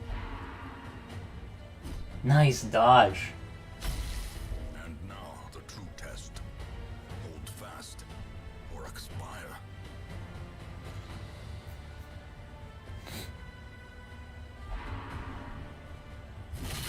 Ooh, that was a hard hit. As life ebbs, terrible vistas of emptiness reveal themselves. Alright, I gotta heal.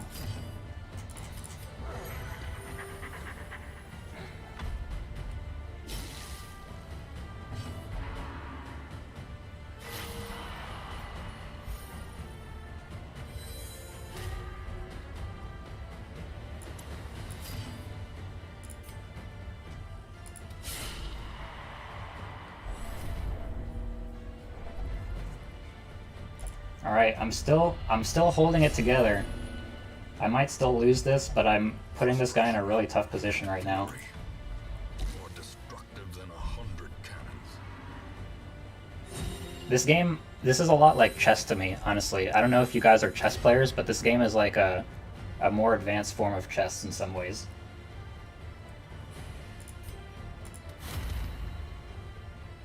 I can't move her out of position. She's been resisting it every time. I want to move her to the front because she's useless in the front.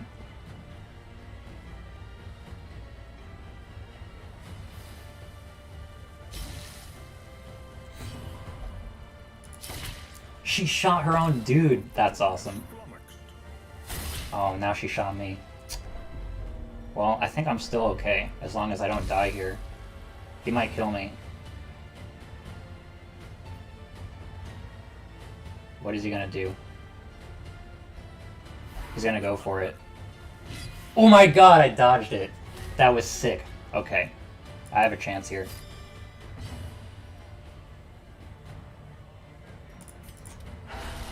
Powerful blow. Reminds me of Magic the Gathering, actually. Those guides are like playing cards. You're 100% correct about that, Michael. This is very similar.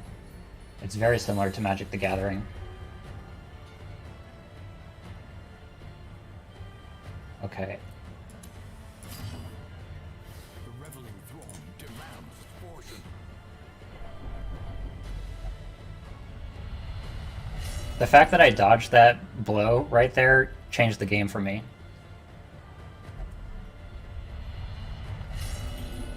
I might actually come back on this guy. Reeling, gasping, taken over the edge into madness.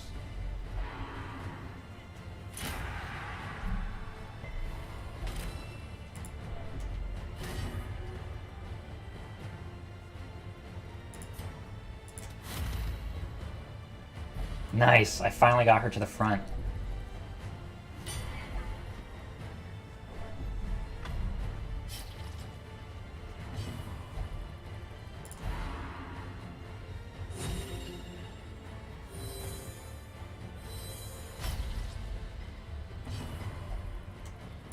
Oh my god, he passed his turn. It's really going downhill for him right now.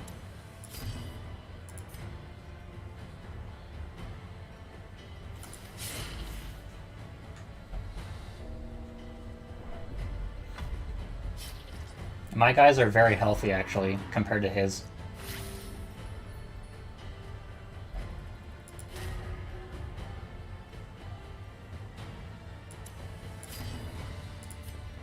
Let's move his other guy to the front. See if I can get both of them. Dang, she resisted. Okay.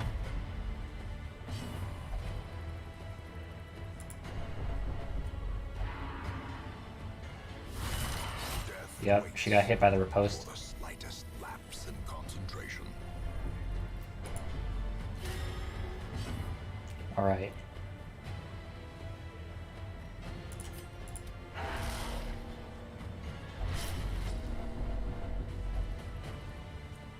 Can a player mod this game and use it to tell a story? I don't know what you mean by tell a story, but this game has tons of mods. Like, this game is overflowing with mods that you can install, especially for the single-player campaign. If we ever get into that, I'll show you what I mean, because, yeah, I've already modded this game a lot, but this multiplayer component of the game, this cannot be modded, because then it would just give you an unfair advantage over other players. The single-player component of this game can be modded a lot, though. I might get 2 kills here. There's a chance I get 2 kills. Alright, I didn't get any kills. No, actually, she's gonna die, because she's gonna stress out. Yep, she's dead. She got a heart attack. Yeah, this guy's on his last legs.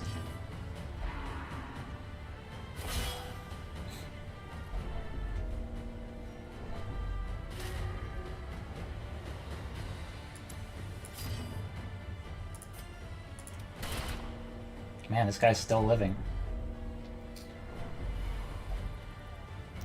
I mean, use the game engine to make a Dungeons and Dragons kind of experience?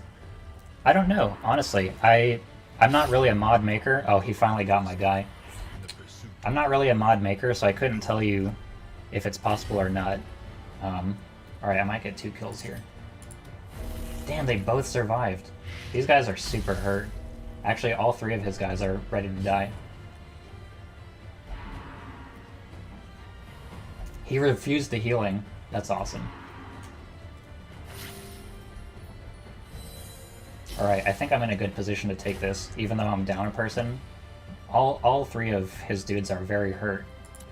So let's see how I do this.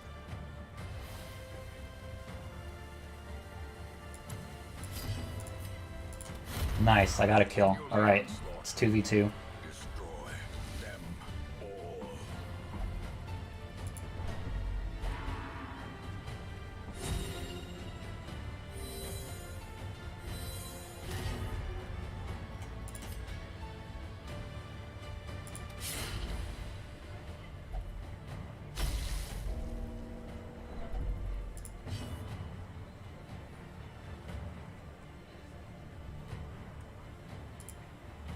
Yeah, these guys are so close to dead.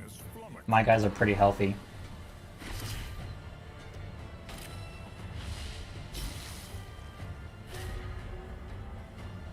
Alright. There you go. 1 left. Oh, he's dead too! I got a double kill. Sweet. Alright, I came back against that guy. I was down a man and I still killed him.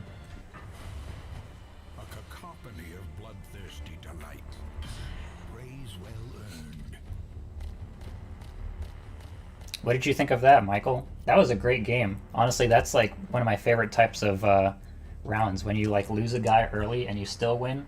I love that. That match right there is like exactly why I love this game. Because I came back against that guy with some smart decisions.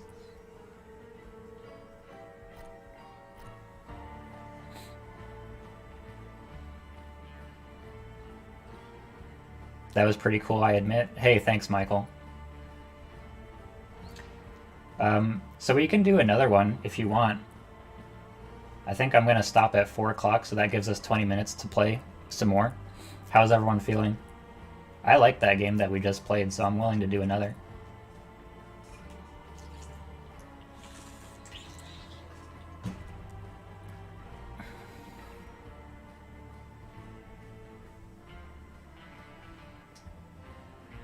I know that this is not very story-driven. Actually, maybe instead of...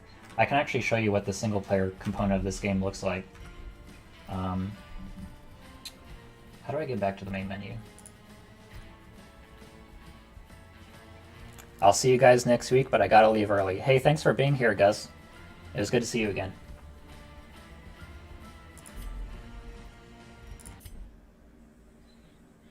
Take it easy, Gus. Alright, so that was the multiplayer part of this game, which I tend to play more often, but the single-player part of this game is what this game is really known for.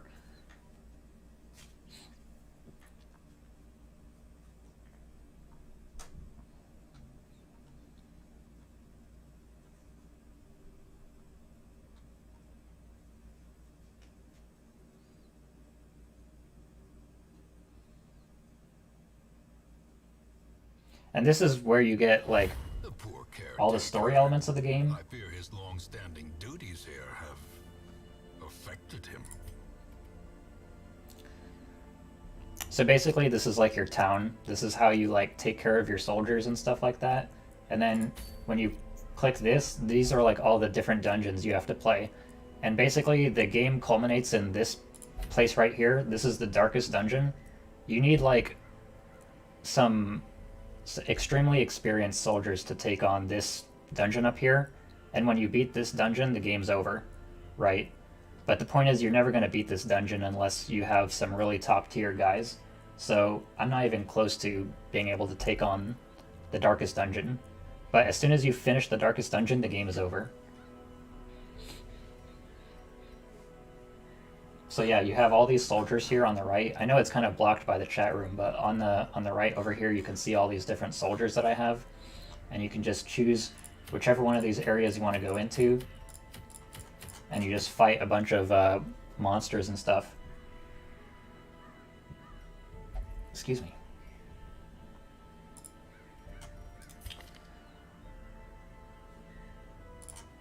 But yeah, your comparison with Magic the Gathering is pretty astute. It's a pretty similar game. So maybe we can just do one of these short missions real quick.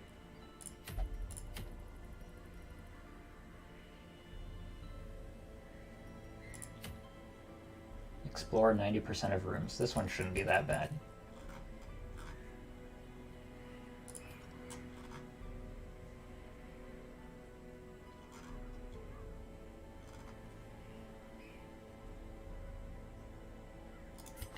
Is this a Musketeer? Yeah, it looks like it.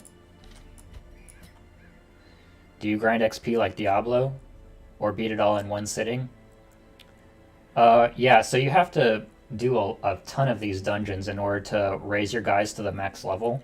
And there's no way you could possibly take on this dungeon right here unless all of your soldiers are max level, right? Your soldiers are just going to get slaughtered if you attempt this if you're under leveled. So you really have to bide your time, do all these lower dungeons to build up your characters, and then attempt to do the darkest dungeon once your characters are like really, really strong. If I could, I mean, I could attempt to do this dungeon right now, but all my soldiers would get slaughtered. There's no possibility I could win with the soldiers that I have now. But I could attempt it, right? You could just send all of your soldiers to die if you really wanted to. Like, I could do this right now.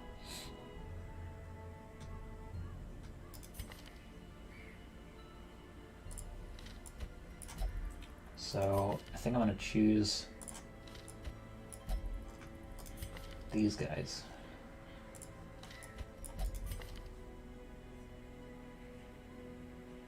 Alright, but we're not going to do...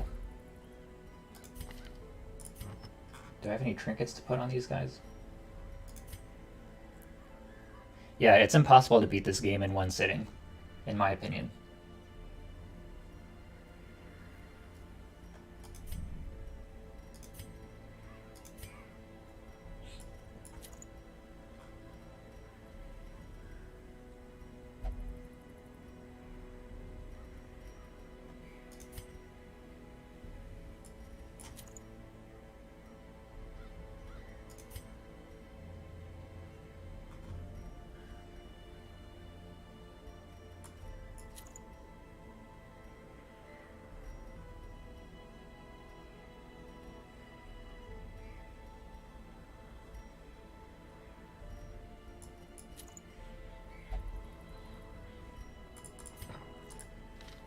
Alright, let's take on this dungeon real quick. We got 15 minutes until 4 o'clock. Let's see if we can do this.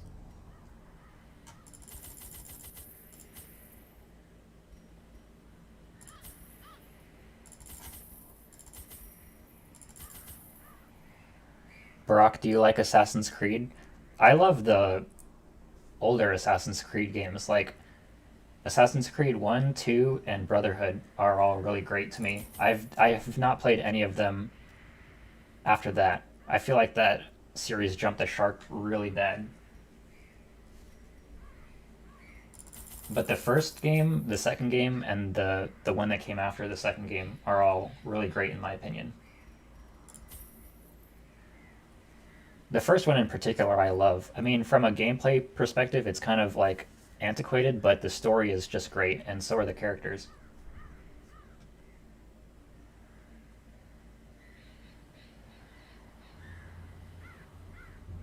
Alright, I think we're ready. That series has become such a joke, though. Like, I cannot believe the direction that it went in. I got into it only in the last 2 games. I really enjoy them, but the story and characters could be better. Yeah, I have not played any of the most recent Assassin's Creed games. It just seems so divorced from where that series originated by this point. Against the swine, we must first scout the squalid homes. So, over here in the bottom right, you can see that there's a map. This is like different rooms that you travel to, and there are like different kinds of encounters in every room. But you can't see what you're going to encounter unless you get a scout, and a scouting chance is a variable. Other people have told me that the new Assassin's Creed games are really fun, but I haven't played them personally.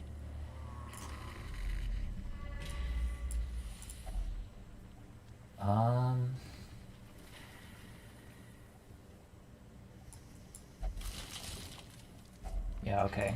I got some good stuff out of that, actually.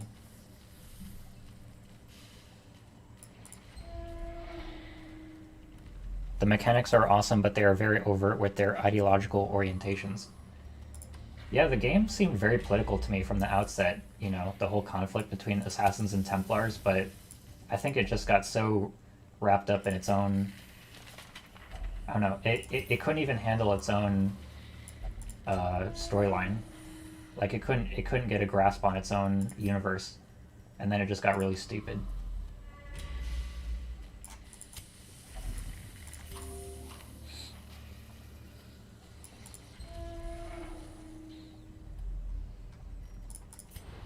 I got a scout. Okay, so there's nothing in that direction. So this is like how the single player missions go. You like explore these dungeons and you level up your guys through encounters and stuff like that. And if any of these guys die in a fight, they're gone forever. Right? It's not like the multiplayer where you can just keep playing over and over again. Like, these guys have 1 life and that's it. Such blockages are unsurprising. These tunnels predate even the earliest. Okay, here's a fight.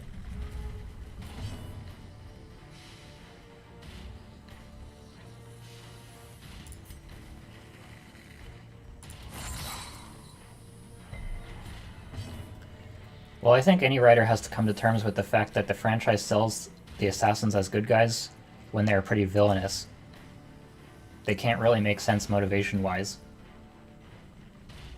Well, I mean, I don't know how the storyline evolved in the most recent games, but I just felt like by the time I stopped playing it, it was deviating so sharply from where the game originated, which, you know, was a shame to me. Think this is a good team so far? Well, this is the first fight that I've gotten into, so we're about to find out. This is a very weak team in the grand scheme of things. These are all level 1 characters, because I'm right at the beginning of this campaign.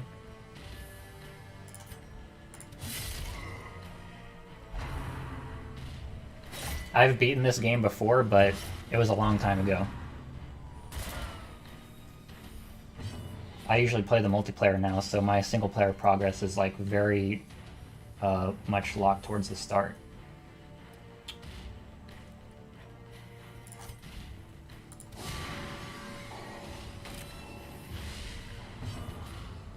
Ability-wise, I mean, all these characters are good, right? But you have to think pretty carefully about how they're synergizing together. Like, this is a good synergy because I'm about to take advantage of this mark and do crazy damage on this guy. And I dodged, that's nice.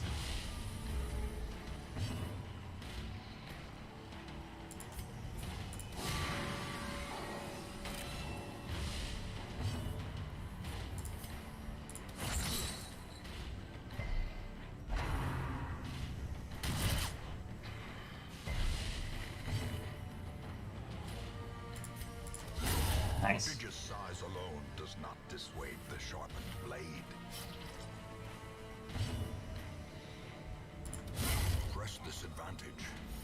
them no quarter.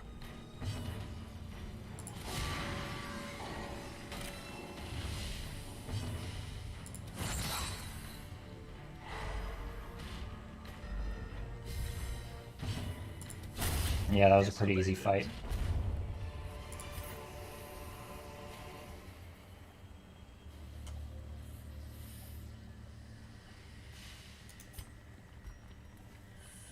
Wow, that was a nice pickup for this character I just got.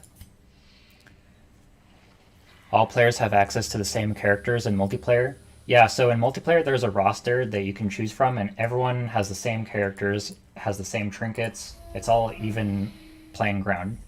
In the single player, the characters that you choose and the items you get are all variable. It's all chance and probability.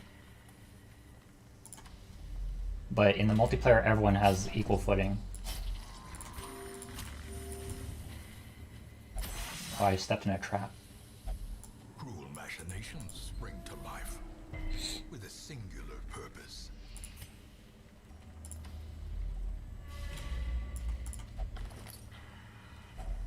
Nice.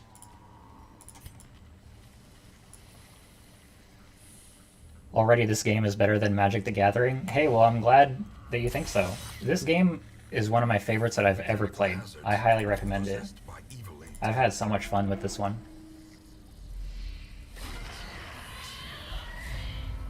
You can actually, I'm pretty sure you can play this on a Nintendo Switch, which means you could technically like play this on an airplane, which I've always wanted to do.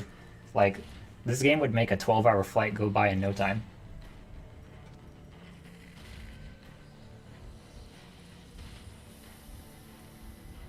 Alright, which one of these guys do I need to kill?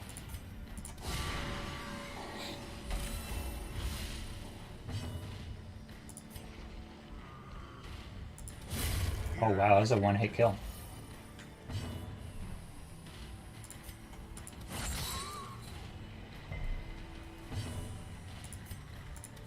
Nice. This team is pretty good, I must say.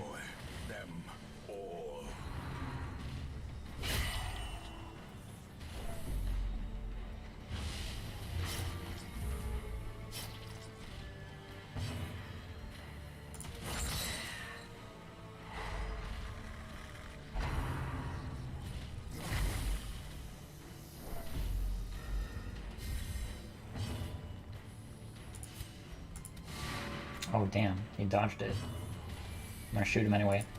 Destroyed. There we go. Yeah, this is a pretty easy dungeon. Like, this is not much of a challenge for these particular guys. Remind yourself that overconfidence is a slow and insidious killer. But this is kind of what you want to do. Like, you want to do these easy dungeons to get these characters XP and then progressively up the difficulty. Like, go into harder and harder dungeons once they're prepared. Because you don't want them to die. Like, if they die, you have to recruit new heroes and start all over again. A spark without kindling is a goal without hope. So I just used firewood, which means my guys can camp and they can get different bonuses now.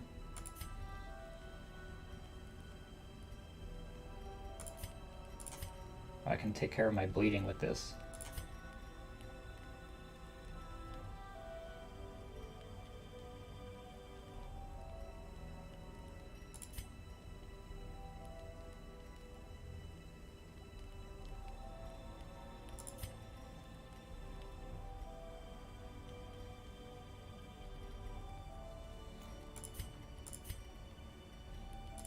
Oh, I can't use that on myself? Okay.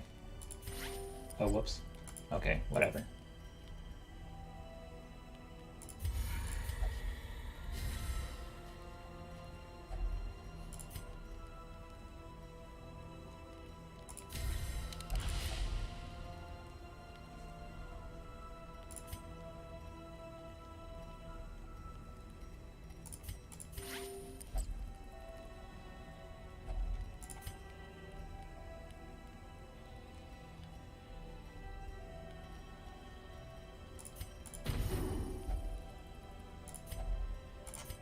I might get attacked while I'm camping. It's possible. Alright, we didn't get attacked. That's good. The path is clear. We require only the strength to follow it. Wait, what is this? A handsome reward for a task well Oh, damn it. performed.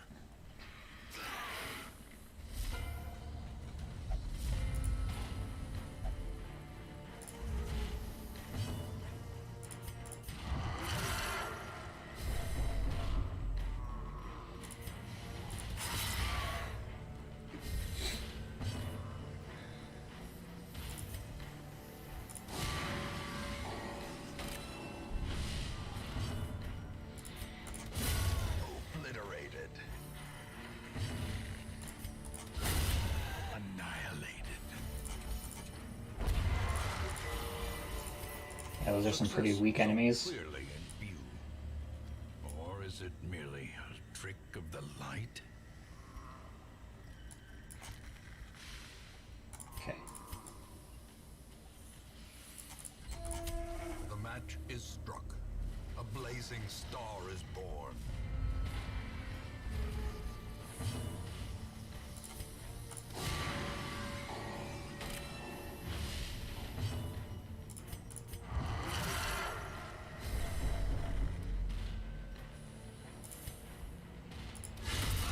The ground quakes. Oh, I moved him. Okay. Another one falls.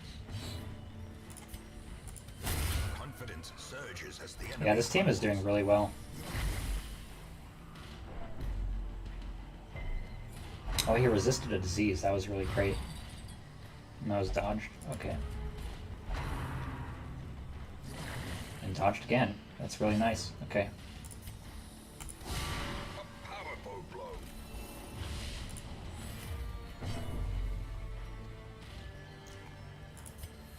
Their formation is broken. Maintain the offensive. Alright, I gotta get rid of these corpses. Shoot him. As the fiend falls, a faint hope blossoms.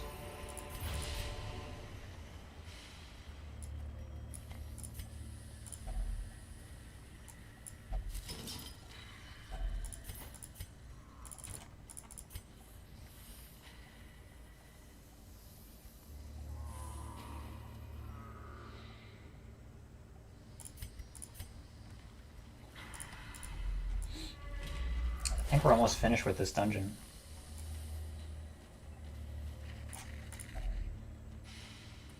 What do I use for this one? I forget.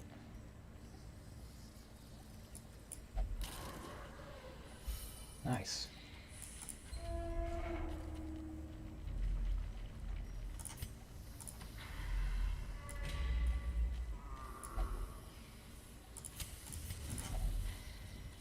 Oh, I don't have any more torches. Okay.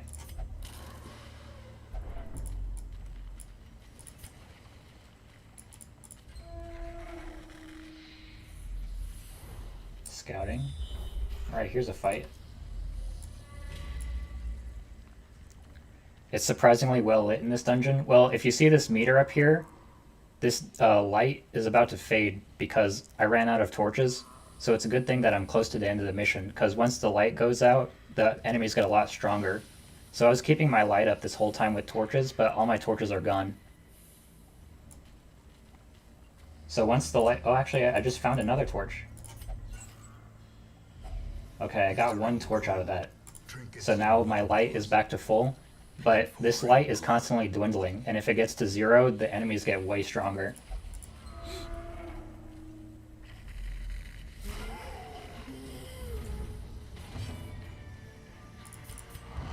So yeah, it's not always well lit. You gotta have torches. It's really important that you not forget torches in these missions.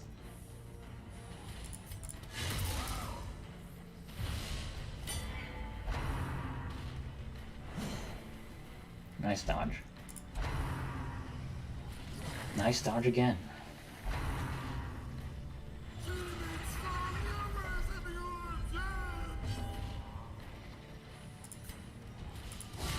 A decisive pummeling.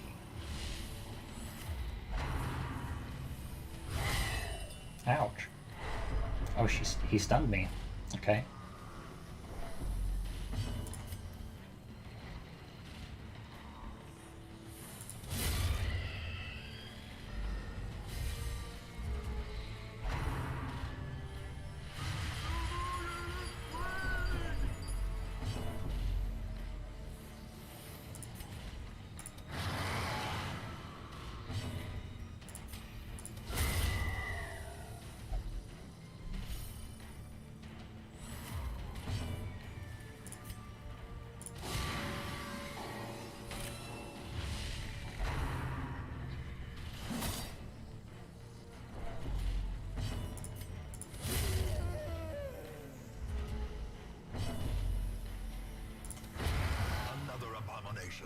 cleansed from our lands.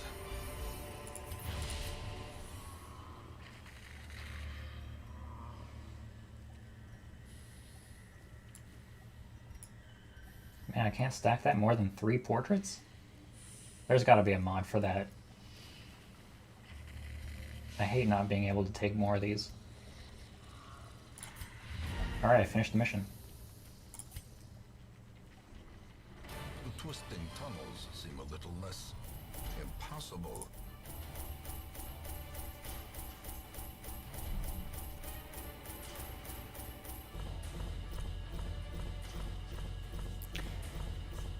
I guess that would make the title Surprisingly Well-Litest Dungeon. Yeah, well, if you're a good player. If you're a good player, you remember your torches, and you don't get killed.